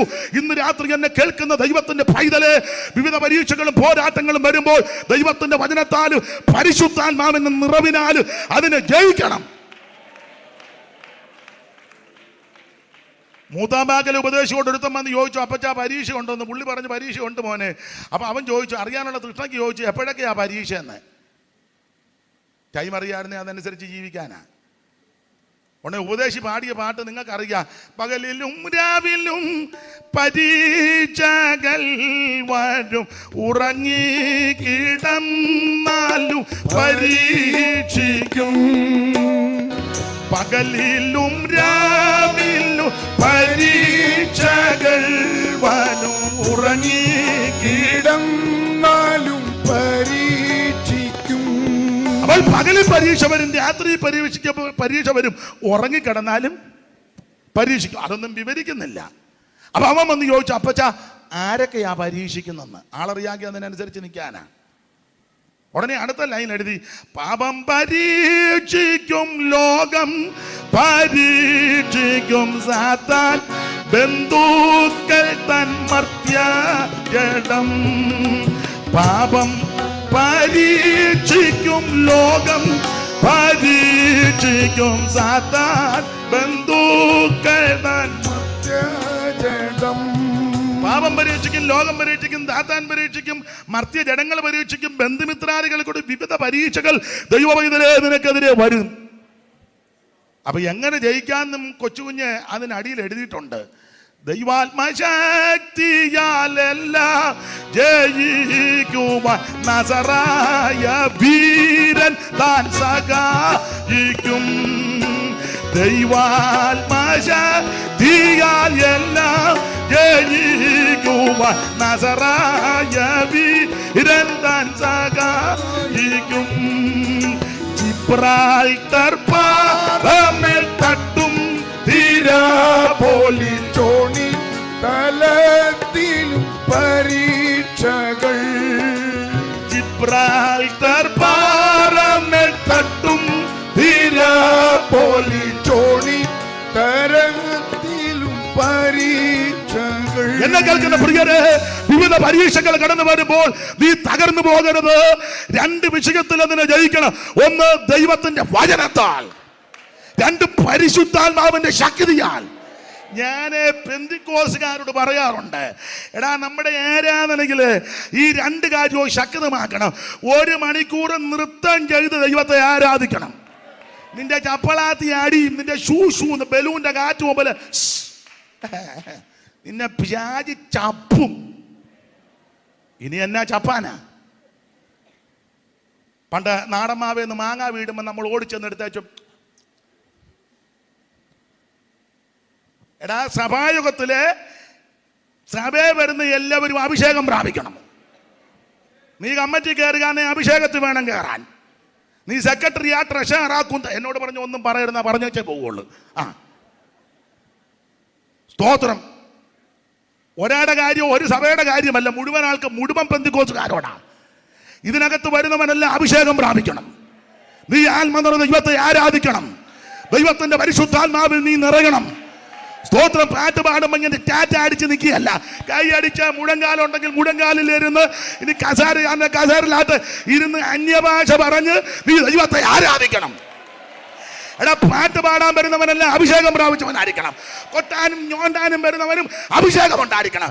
നീ നിന്റെ കുന്തമൊന്നും കാണിക്കരുത്. ആ സ്തോത്രം. അഭിഷേകമില്ലാത്ത ഒറ്റ ഒരുത്തനെ കേറ്റരുത്. നിന്റെ പെട്ടിയും കുന്തോട് തന്നെ പോടാന്ന് പറയണം. ആ സ്തോത്രം. ഇത് പെന്തിക്കോസാ. ഇത് പെന്തിക്കോസാ. ആരാധനയുടെ വിടുതൽ അനുഭവിച്ച ദൈവമക്കളാണ് ഇതിനകത്തിരിക്കുന്നത്. അന്യഭാഷയുടെ ശക്തിയുടെ മഹത്വം മനസ്സിലാക്കിയവര് ഇന്ന് രാത്രി ഇരിക്കുന്നത്. ഇതാരുടെ കുത്തകയല്ല, ദൈവത്തിന്റെ ദാനമാ. ആരുടെ കുത്തകയല്ല, ദൈവത്തിന്റെ ദാനമാ. നമ്മുടെ പോരിന്റെ ആയുധം ജഡീകമല്ല, കോട്ടകളെ ഇടിക്കുന്ന ദൈവശക്തിയാ. അവയാ ഞങ്ങൾ സങ്കല്പങ്ങളും വിചാരങ്ങളും ക്രിസ്തുവിന്റെ പരിജ്ഞാനത്തിന് വിരോധമായി പൊങ്ങി വരുന്ന സകല ഉയർച്ചകളെ പിടിച്ചടക്കും. ശക്തി ദൈവത്തെ ആരാധിക്കണം. സഭായുഗത്തിന് 1 മണിക്കൂർ നൃത്തം ചെയ്ത് ആരാധിക്കണം. ശരീരം കൊണ്ട് ദൈവത്തെ മഹത്വപ്പെടുത്തണം. നിങ്ങളെ വിലയ്ക്ക് വാങ്ങിയിരിക്കാൻ താങ്കൾക്കുള്ളവരല്ല. ആകയാ നിങ്ങളുടെ ശരീരം കൊണ്ട് ദൈവത്തെ മഹത്വപ്പെടുത്തണം. നിങ്ങളുടെ അവയവങ്ങൾ അനീതിയുടെ ആയുധങ്ങളാക്കാതെ നീതിയുടെ ആയുധങ്ങളായി ദൈവത്തിന് സമർപ്പിക്കണം. എങ്ങനെ? ഈ ലോകത്തിന് അനുരൂപരാകാതെ. Price the Lord. 1 മണിക്കൂർ നന്നായിട്ട് നൃത്തം ചെയ്ത് ദൈവത്തെ ആരാധിച്ച്, എൻ്റെ അഭിപ്രായം കൂടെ ചേർത്ത് പറയാ, 1.5 മണിക്കൂർ കാറതീർന്ന വചനവും കൂടെ പ്രസംഗിച്ച് ആ സഭയെ തകർക്കാൻ ഒരു ശക്തിക്ക് ഒക്കത്തില്ല. ആ ദൈവഭക്തനെ മുടിച്ചു കളയാൻ ആർക്കും ഒക്കത്തില്ല. 2 വിഷയത്തിൽ നീ ജയിച്ചോണം. 1 ആത്മശക്തി, 2 ദൈവത്തിന്റെ വചനം. പരീക്ഷകളെ ജയിക്കുവാനുള്ള മാർഗം ഒന്നതാ. അവൻ പരീക്ഷ സഹിക്കുന്ന മനുഷ്യൻ ഭാഗ്യവാൻ. ഞാൻ ഇങ്ങനെ പറഞ്ഞ ഓരോ അധ്യായത്തിലും കയറി പറഞ്ഞ് സമയം അങ്ങ് പോകും. അതുകൊണ്ട് എടുത്ത വാക്യത്തോട് കൂറു പുലർത്താം. ദൈവത്തിന് മഹത്വം. അതുകൊണ്ട് കുറുവാക്യം ഒന്നുകൂടെ വായിച്ചോ മാമേ. പരീക്ഷ സഹിക്കുന്ന മനുഷ്യൻ ഭാഗ്യവാൻ, അവൻ കൊള്ളാകുന്നവനായി തെളിഞ്ഞ ശേഷം കർത്താവ് തന്നെ സ്നേഹിക്കുന്നവർക്ക്. അതല്ലല്ലോ കുറുവാക്യം. കുറുവാക്യം വായിക്കാനല്ലേ ദൈവത്തിന് കീഴടങ്ങുവീൻ, പിശാചിനോട് എതിർത്ത് നിൽപ്പീൻ, എന്നാൽ അവൻ നിങ്ങളെ വിട്ട് ഓടിപ്പോകും. ആകയാൽ നിങ്ങൾ ദൈവത്തിന് കീഴടങ്ങുവീൻ, പിശാചിനോട് എതിർത്ത് നിൽപ്പീൻ. അടുത്ത പദമാ, എന്നാൽ അവൻ നിങ്ങളെ വിട്ട് ഓടിപ്പോകും. എതിർത്ത് നിൽക്കണം, എന്നാൽ അവൻ നിങ്ങളെ വിട്ട് ഓടിപ്പോകും. എതിർത്ത് നിന്നില്ലെങ്കിലോ?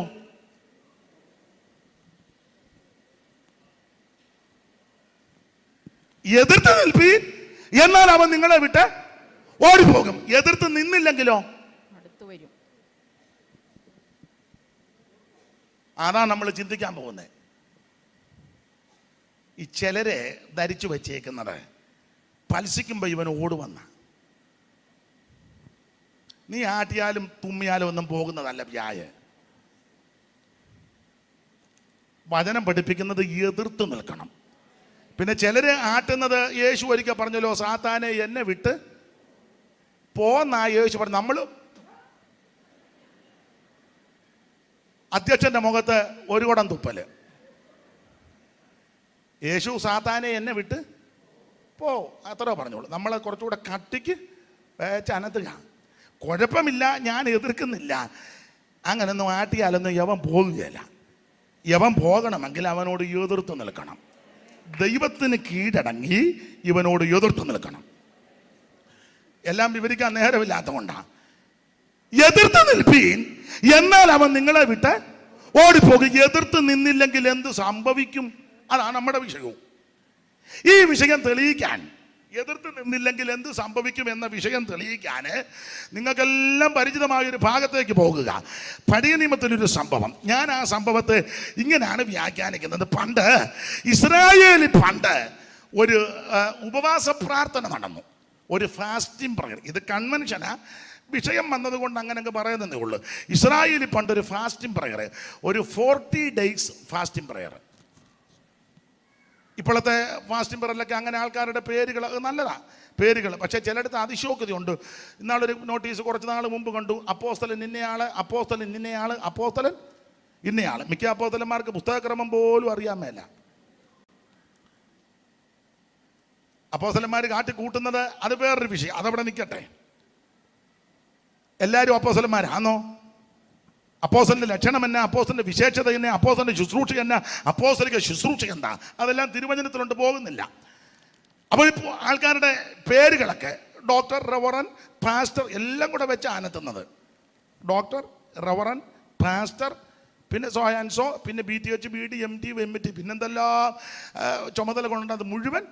നിങ്ങളിപ്പോൾ കല്യാണത്തിനൊക്കെ ചിലർ അനുശോചനം പറയുന്നത് കണ്ടില്ലേ, എൻ്റെയും എൻ്റെ കുടുംബത്തെയും ഞാനിപ്പോൾ ഉൾപ്പെട്ട് നിൽക്കുന്ന ഇന്നതിൻ്റെയും പിന്നെ അതിൻ്റെ ഇതിൻ്റെ ഒരു 10-15 കൂട്ടം കാര്യം 1 മിനിറ്റ് കൊടുത്തതാണ്.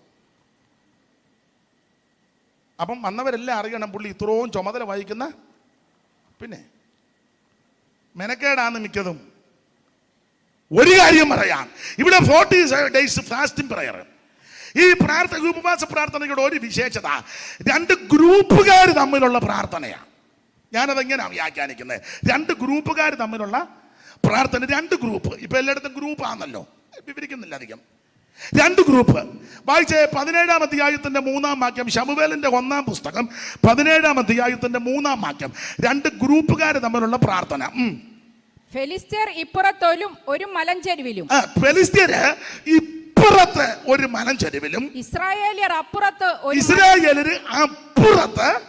ഒരു മലഞ്ചെരുവിലും. 2 ഗ്രൂപ്പ്. ഇപ്പൊ എവിടെ ചെന്നാലും ഗ്രൂപ്പ് അല്ലേ? ഇപ്പം ഗ്രൂപ്പ് എന്നല്ല പറയുന്നത്, പാനൽ എന്നാ പറയുന്നത്. പാനൽ അങ്ങനല്ലേ? പാനല് അല്ലേ സൈപാസേ? പാനല്. പാനല്. ചാക്കോച്ചന്റെ പാനലും തോമാച്ചന്റെ പാനലും ബേബിച്ചന്റെ പാനലും തങ്കച്ചന്റെ പാനലും. പാനലുകാരാ. കണ്ട ഉടനെ സ്തോത്രം വില വയ്ക്കുന്നത് ഏതാന്നാ ചോദിക്കുന്നത്. പാനൽ ഏതാന്നാ.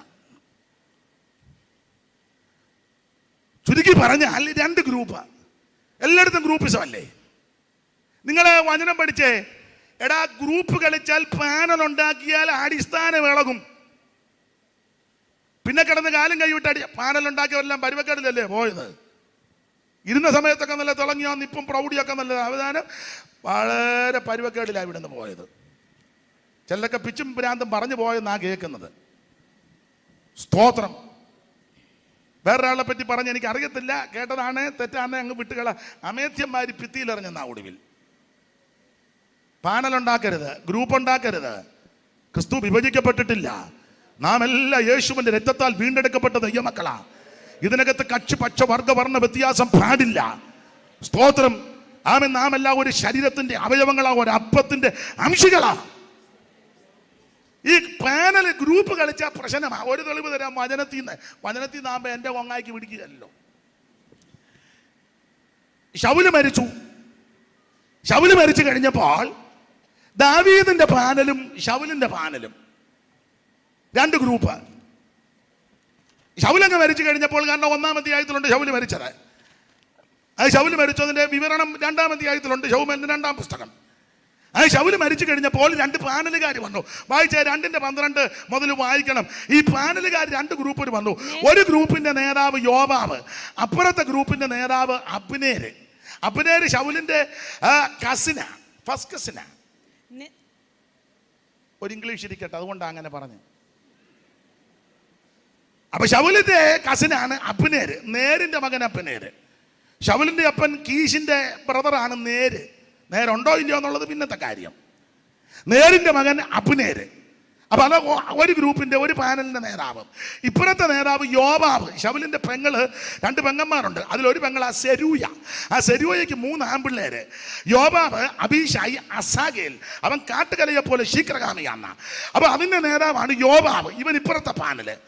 ഈ 2 പാനലുകാരൂടെ വന്നു. ഇവര് ഗിബയോൻ കുളത്തിന്റെ അടുക്ക വന്നു. ഗിബയോൻ കുളം. അപ്പൊ ഒരു പാനൽ ഇപ്പുറം നിന്നു, മറു പാനൽ അപ്പുറം നിന്നു. ഉടനെ പാനൽ ഗ്രൂപ്പ് നേതാക്കന്മാർ പറഞ്ഞു, എന്തുകൊണ്ട് വിശേഷം? ഇങ്ങനെ പോകുന്നു. എന്നാ തെരഞ്ഞെടുപ്പ്? അത് ഇന്ന സമയത്താ. എങ്ങനെയുണ്ട്? നിങ്ങൾ ഉറക്കം അളച്ചങ്ങ് അടക്കുക. ആട്ടെ. ഉടനെ നേതാക്കന്മാർ പറഞ്ഞ്, ഒരു കാര്യം ചെയ്യേ, ബാല്യക്കാരുടെ നമ്മുടെ മുമ്പിൽ ഒന്ന് കളിക്കട്ടെന്ന്. വായിച്ചോ 2:12 വായിരും. 2 നേരിന്റെ മകൻ അബ്നേരും ശൗലിന്റെ മകനായ ഈശ്ബോശേത്തിന്റെ ചേവകരും മഹനീമിൽ നിന്ന് ഗിബിയോനിലേക്ക് വന്നു.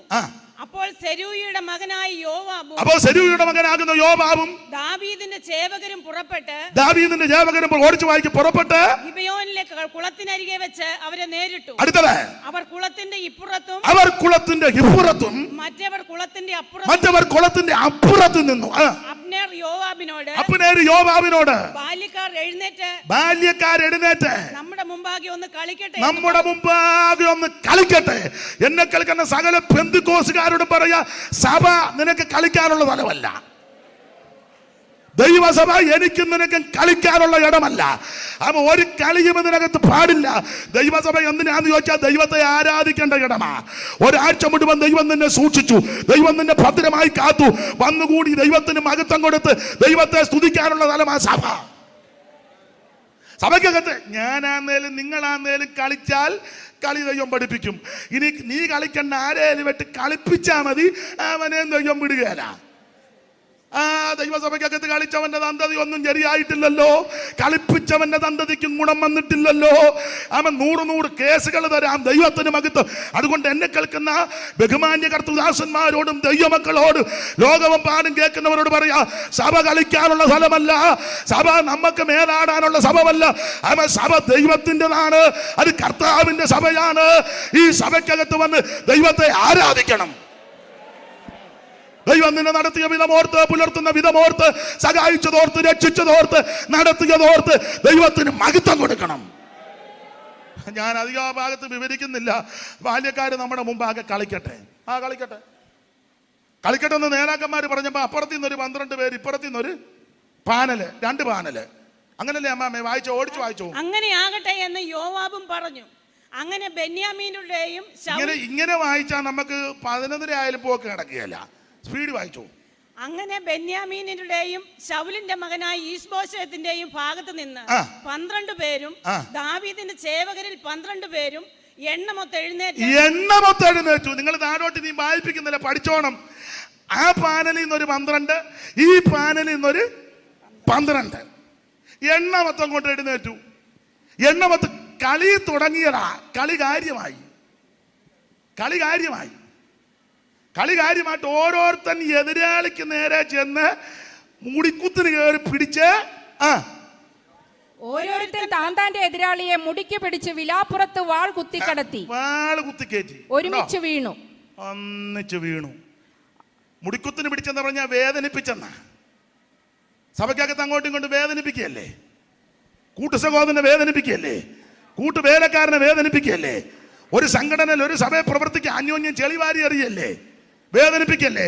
എടുത്ത് ഫേസ്ബുക്ക്, പിന്നെന്തുവാ ഏതാണ്ടൊക്കെ ഉണ്ടല്ലോ, വാട്സാപ്പ്, നിന്റെ പരിപ്പ് ദൈവം ഇളക്കും. നീ നിന്റെ കൈ കൊണ്ട് ആവശ്യമില്ലാത്ത എഴുതുകയോ തോണ്ടുകയോ മാന്തുകയോ ചെയ്താൽ എടാ നീ ഒരു നടക്ക് പോകത്തില്ല. സഭ കളിക്കാനുള്ള സ്ഥലമല്ല. സ്തോത്രം. നിന്റെ ഈ പേനായി കൊണ്ട് പേപ്പർ കൊണ്ട് അതൊക്കെ സമ്മതിച്ചു, പക്ഷേ സൂക്ഷിച്ചു വേണം എഴുതാൻ. നിന്റെ ഈ വാട്സപ്പും കുന്തവും കൊളരാലിയൊക്കെ ഉണ്ട്, പക്ഷേ സൂക്ഷിച്ചു വേണം അതിൽ ഓരോന്ന് ചെയ്യാൻ. ഇത് കളിക്കരുത്. കളിച്ചാൽ ദൈവം നിന്നെ കളി പഠിപ്പിക്കും. നിങ്ങൾ തിരിച്ചെഴുതുകൊണ്ടും വേണ്ട, തിരിച്ച് മറുപടി ഒന്നും പറയണ്ട. ഞാൻ എൻ്റെ അനുഭവത്തിൽ നിന്ന് ഒറ്റ പ്രയോഗമുള്ളൂ, നീ അങ്ങ് മുഴങ്കാലയിൽ ഇരിക്കണം. നിനക്ക് വേണ്ടി യുദ്ധം ചെയ്യുന്നൊരു ദൈവമുണ്ട്. തിരിച്ചെഴുതിയ പ്രശ്നമാ. എഴുതരുത്, മിണ്ടിപ്പോകരുത്. അന്നേരം ചിലപ്പോൾ പറയും പേടിച്ചോട്ടെ. ഇച്ചിരി പേടിക്കുന്നത് നല്ലതാ. തോറ്റു മതി, തോറ്റോട്ടെ. കാൽവറിക്ക് തോറ്റം നൽകിയോ ലോകം മുതൽ മിടുതിയത്, പക്ഷെ 3 അവിടെ നിന്ന് ഉയർത്തു. ലോകം കാണുമ്പോൾ തോക്കുക, ക്രൂശിലാണ്ട് തോറ്റ് പരാജയപ്പെട്ടു. അങ്ങനെ ഇരിക്കട്ടെ. എടാ 3 അറിയാ തോറ്റത് ആരാന്ന്. മരണത്തെയും പാതാളത്തെയും ജയിച്ച് അവിടുന്ന് ഉയർത്തു വന്നവനാ. സഭയ്ക്കകത്ത് കളിക്കരുത്. എണ്ണമൊത്തം കൊണ്ടിരുന്ന് കളി കാര്യത്തിലായി ഓരോരുത്തരും എതിരാളികളെ മുടിക്കുത്തിന് കയറി പിടിച്ചു. അങ്ങനല്ലേ ഇപ്പൊ നടക്കുന്നത്. അങ്ങോട്ടും ഇങ്ങോട്ടും എന്തെല്ലാം ബോൾത്ത പിടിച്ചേ, ആയുധം പള്ളേ കയറ്റി. 12 24 അന്നേരം വീണു. കളി കാര്യമായി. ഞാനൊരു കാര്യം പറയാം. യോവാബിന്റെ അബ്നേരിന്റെയും ചിന്തയാ എത്ര കുടുംബം തകർന്നു. ചില സഭയിലൊക്കെ പ്രശ്നം ഉണ്ടാക്കുന്ന 2 വീട്ടുകാർ തമ്മിലുള്ള ബോൾത്തായ നിരപരാധികൾ ക്രൂശിക്കപ്പെടുക. ഒന്നും അറിയാൻ മേലാത്ത ദൈവമക്കളാ ചതിക്കപ്പെടുന്നത്. ചില സെന്ററിലും അങ്ങനെ തന്നെ 2 കൂട്ടർ തമ്മിലുള്ള ഗുസ്തിയാ. പക്ഷെ അനേക 100 കണക്കിന് ദൈവമക്കളാ ഞരങ്ങുന്നത്. സഭ കളിക്കാനുള്ള സ്ഥലമല്ല. സഭ ദൈവത്തെ ആരാധിക്കേണ്ട ഇടമാ, ദൈവത്തെ മഹത്വപ്പെടുത്തേണ്ട സ്ഥലമാ. എണ്ണമെടുത്ത് 12 24 പട്ടു. 24 വീണപ്പോ കളി നിർത്തണ്ടേ? നിർത്തിയില്ല.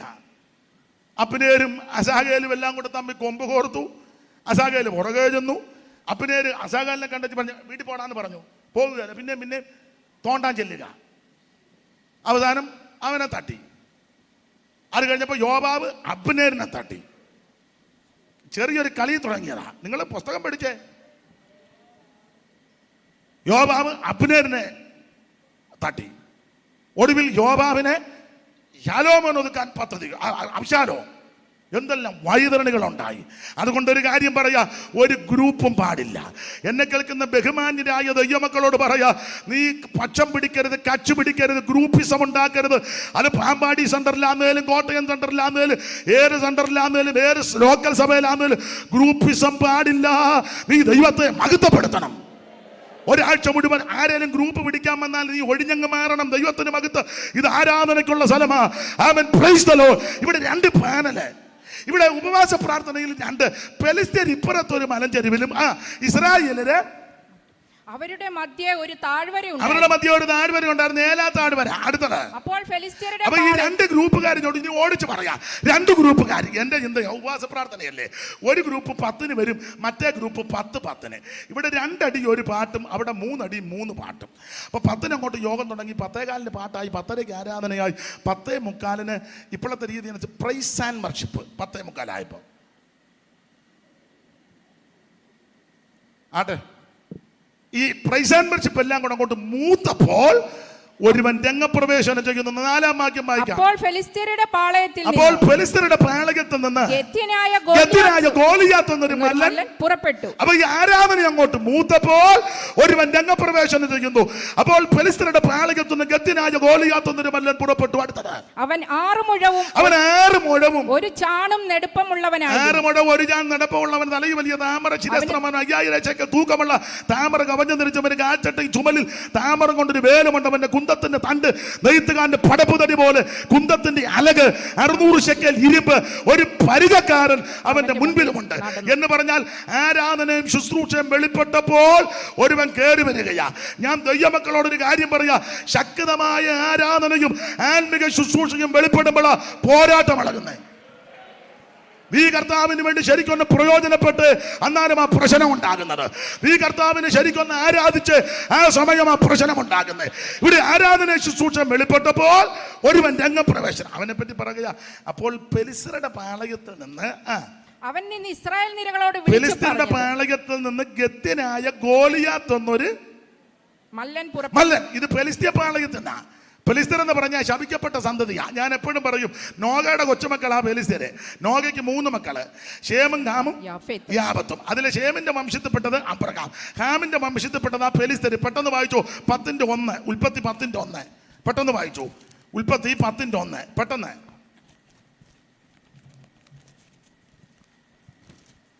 നോഗയുടെ പുത്രന്മാരായ ഷേം, ഹാം, യാഫേത്ത്. അതിനി 6-ാം വാക്യം, ഹാമിന്റെ പുത്രന്മാർ കൂശ്, മിസ്രയീം, പൂത്ത്, കനാൻ. 4 പേര്. അത് രണ്ടാമത്തവൻ മിസ്രയീമിന് 6 പിള്ളേര്. 13-ാം വാക്യം, മിസ്രയീമോ ലുദ്ദീം, അനാമീം, ലെഹാബീം, നഫ്തുഹീം, പത്രൂസീം, കസ്ലൂഹീം. 6 പേര്. മിസ്രയീമോ, ലൂദി, അനാമീം, ലഗാബീം, നഫ്തുഹീം, പത്രൂസീം, 6 പേര്. 14-ാം വാക്യം, ഇവരിൽ നിന്ന് ഫെലിസ്ത്യർ 14. ഇവരിൽ നിന്ന് ഫെലിസ്ത്യർ ഉത്ഭവിച്ചു. ശ്രദ്ധിക്കുക, നോഗയുടെ കൊച്ചുമക്കളാ ഫെലിസ്ത്യര്. ഈ ഫെലിസ്ത്യര് അവരുടെ പ്രകൃതിയും രീതിയൊക്കെ പ്രത്യേകമാണ്. ആ ഭാഗത്തേക്ക് പോകുന്നതിൽ ഫെലിസ്ത്യനെ പറ്റി പഠിക്കുമ്പോൾ 5 പട്ടണം, 5 ക്ഷേത്രം, 5 മല്ലൻ, 5 പ്രഭു, 5 ദൈവം. അതാണ് ഫെലിസ്ത്യ കണക്ക്. അതുകൊണ്ടാണ് നിങ്ങൾക്കറിയാം, ദാവീദ് തോട്ടിലിറങ്ങി എത്ര കല്ലാ എടുത്തേ? 5 എടുത്തതിന് വേറെ പഠിതാക്കൾ ചെല്ലുപെടുന്നത് 5 മല്ലന്മാരുണ്ട്, ഓരോന്നിനും ഓരോ കല്ല്. അങ്ങനെ ആണല്ലോ ഒരുത്തന്നെ തീർത്തത്. ഒറ്റ കല്ല് കൊണ്ടെറിഞ്ഞ് അന്നേരം അവൻ കവണ്ട് വീണ്. നമ്മൾ തന്തി അവരെയും കല്ലെടുത്തെറിയും, ഒറ്റ കല്ല് അവനോട് കൊള്ളുകയില്ല. അവസാനം അവനൊരു കല്ലെടുത്തൊരേറ് നമ്മുടെ 6-ാം മാലിക്ക് കൊണ്ട് 3 ആഴ്ച നമ്മൾ ഇവൻ്റെ യോഗത്തിനും വരിക. അതാണ് നമ്മുടെ ഏറെ. അപ്പോൾ 5 മല്ലന്മാരാ. അതിലൊരുത്തനാണ് ഈ കത്തുകാരൻ ഗോലിയാത്ത്. ഇവന്റെ പ്രകൃതിയാണ് 6 മുഴോ 1 ചാൺ നെടുപ്പം. ഈ വേദപുസ്തക സംഖ്യാശാസ്ത്ര പ്രകാരം 6 എന്നുള്ളത് സാത്താന്യ കണക്കാണ്. കാരണം 6-ാം ദിവസം ദൈവം മനുഷ്യനെ സൃഷ്ടിച്ചു. ഈ മനുഷ്യൻ പാപം ചെയ്തപ്പോൾ 6 എന്നുള്ള അക്കം സാത്താന്യ സംഖ്യയായി. 6 സാത്താന്യ കണക്കാണ്. അതുകൊണ്ടാണല്ലോ മിസ്രയീമിലെ ഭക്ഷണത്തിന്റെ കാര്യം പറഞ്ഞപ്പോൾ 6, മിസ്രയീമിന്റെ മക്കളെ പറ്റി പറഞ്ഞപ്പോൾ 6. 6ന്റെ അക്കവും പെരുക്കവും എല്ലാം സാത്താന്യമാണ്. അതുകൊണ്ട് ആ ദൂര സമഭൂമിയിൽ നിർത്തിയ ബിംബത്തിന്റെ കണക്ക് പറയുമ്പോൾ അതിന് 6ന്റെ കണക്കാ. ദാനിയേൽ 3:1 വായിച്ചോ. ദാനിയേൽ പ്രവചനം 3-ാം അധ്യായത്തിന്റെ 1-ാമത്തെ വാക്യം 6ന്റെ കണക്കിട്ട ബിംബം പണിതത് വായിച്ചേ. നെബൂഖദ്നേസർ രാജാവ് പൊന്നുകൊണ്ടൊരു ബിംബം ഉണ്ടാക്കി. അതിന്റെ ഉയരം 60 മുഴം. 60 മുഴം 6ന്റെ കണക്കാ. അടുത്തത് വണ്ണം 6 മുഴം. 6 മുഴം. അപ്പൊ 6ന്റെ അക്കവും പെരുക്കമല്ല സാത്താന്യമാ. അങ്ങനെങ്കിൽ 6 മുഴം ഉയരമുള്ള ഇവൻ തനിപ്പിശാച. ഈ ആരാധന വെളിപ്പെട്ടപ്പോൾ ഇവൻ കയറി വരിക. ഇന്ന് രാത്രി ദൈവമക്കളോട് ഒരു കാര്യം പറയാ, സഭയ്ക്കകത്ത് ശക്തമായ ആരാധന വെളിപ്പെടണം. ഒന്നുകൂടെ വീണ്ടും ആവർത്തിക്കുക, സഭയിലുള്ള എല്ലാവരും ആത്മാഭിഷേകം പ്രാപിച്ച് ആത്മസ്നാനത്തിൽ നിറഞ്ഞ് ദൈവത്തെ ആരാധിക്കണം. പെന്തിക്കോസിന്റെ ആരാധന അവൻ അതുപോലെ ശ്രേഷ്ഠമാ. ഈ ആരാധനയിൽ രോഗികൾ സൗഖ്യമാകും, ആരാധനയിൽ ബന്ധനങ്ങൾ അടിക്കും, ആരാധനയിൽ സകല കെട്ടും പൊട്ടും. ദൈവമക്കൾ ഒന്നിച്ചേർപ്പിട്ടാൽ സകല കെട്ടും പൊട്ടും. ഈ ആരാധന വെളിപ്പെട്ടപ്പോൾ ഇവൻ കയറി വരിക. അപ്പൊ 6 സാത്താന്യ സംഖ്യയാണ്. ഇവൻ കയറി വന്ന ഉടനെ, ഈ ഗോലിയാത്ത് വന്ന ഉടനെ ഫലസിക്കത്തില്ല. ഇവൻ വന്നേച്ച് ഇവരെ എല്ലാം ഇങ്ങനെ നോക്കും, ചുമതലക്കാരെ എല്ലാം കൂടെ നോക്കും. വായിച്ച 8-ാം വാക്യം. അവൻ നിന്ന് ഇസ്രായേൽ നിരകളോട് വിളിച്ചു പറഞ്ഞു. ഇവൻ വന്ന ഉടനെ ഫലസിക്കത്തും ആറ്റത്തുമില്ല. വന്ന ഉടനെ ഇസ്രായേൽ മക്കളോട് നിലവിൽ പറഞ്ഞത്, നിങ്ങൾ വന്ന് പടയ്ക്ക് അണിനിരക്കുന്നത് എന്തിന്? ഞാൻ ഫെലിസ്ത്യനും നിങ്ങൾ ശൗലിന്റെ ചേവകരും എന്ന് പറഞ്ഞാൽ എന്റെ അഭിപ്രായം ഇവന് കൃപാവരം ഉണ്ടെന്നാ തോന്നുന്നേ. കാരണം ഇവൻ വിവേചിച്ച് സംസാരിച്ചു. ഞാൻ ഫെലിസ്ത്യനും നിങ്ങള് ശൗലിന്റെ ചേവകരുമല്ലേ. ഞാൻ ആരാ നീ ആരാന്ന് അവന് നല്ല ബോധ്യമുണ്ട്. ഒരു ദൈവ പൈതൽ ഇത് എപ്പോഴും ചിന്തിച്ചോണം. നീ ആരാ? നമ്മള് പെന്തിക്കോസുകാരാ. എൻ്റെ ഭാഷ പറയാ, വഴക്കുണ്ടാക്കാനൊന്നും പോകരുത്. സ്തോത്രം.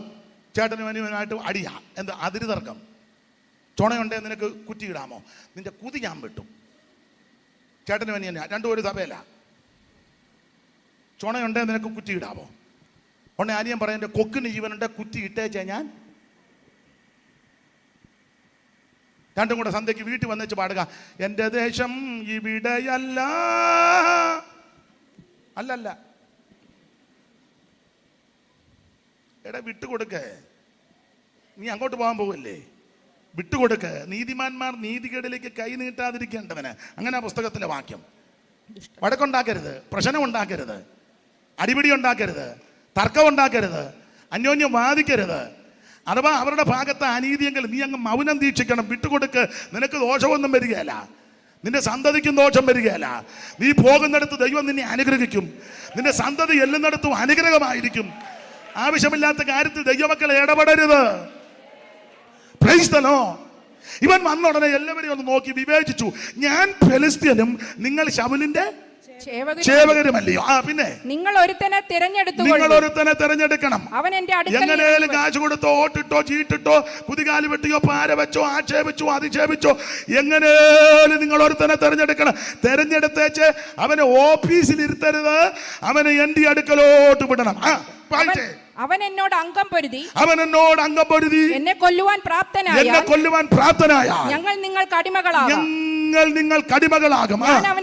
അതല്ല, ഞാൻ അവനെ ജയിച്ച് കൊന്നാൽ നിങ്ങളെല്ലാം ഞങ്ങൾക്ക് അടിമ. പറഞ്ഞതിന്റെ അർത്ഥം ഇത്രയേ ഉള്ളൂ, ഞങ്ങൾ തമ്മിൽ യുദ്ധം ചെയ്യും. ഞാൻ അവനെ തോൽപ്പിച്ചാൽ നിങ്ങളെല്ലാം ഞങ്ങൾക്കടിമ.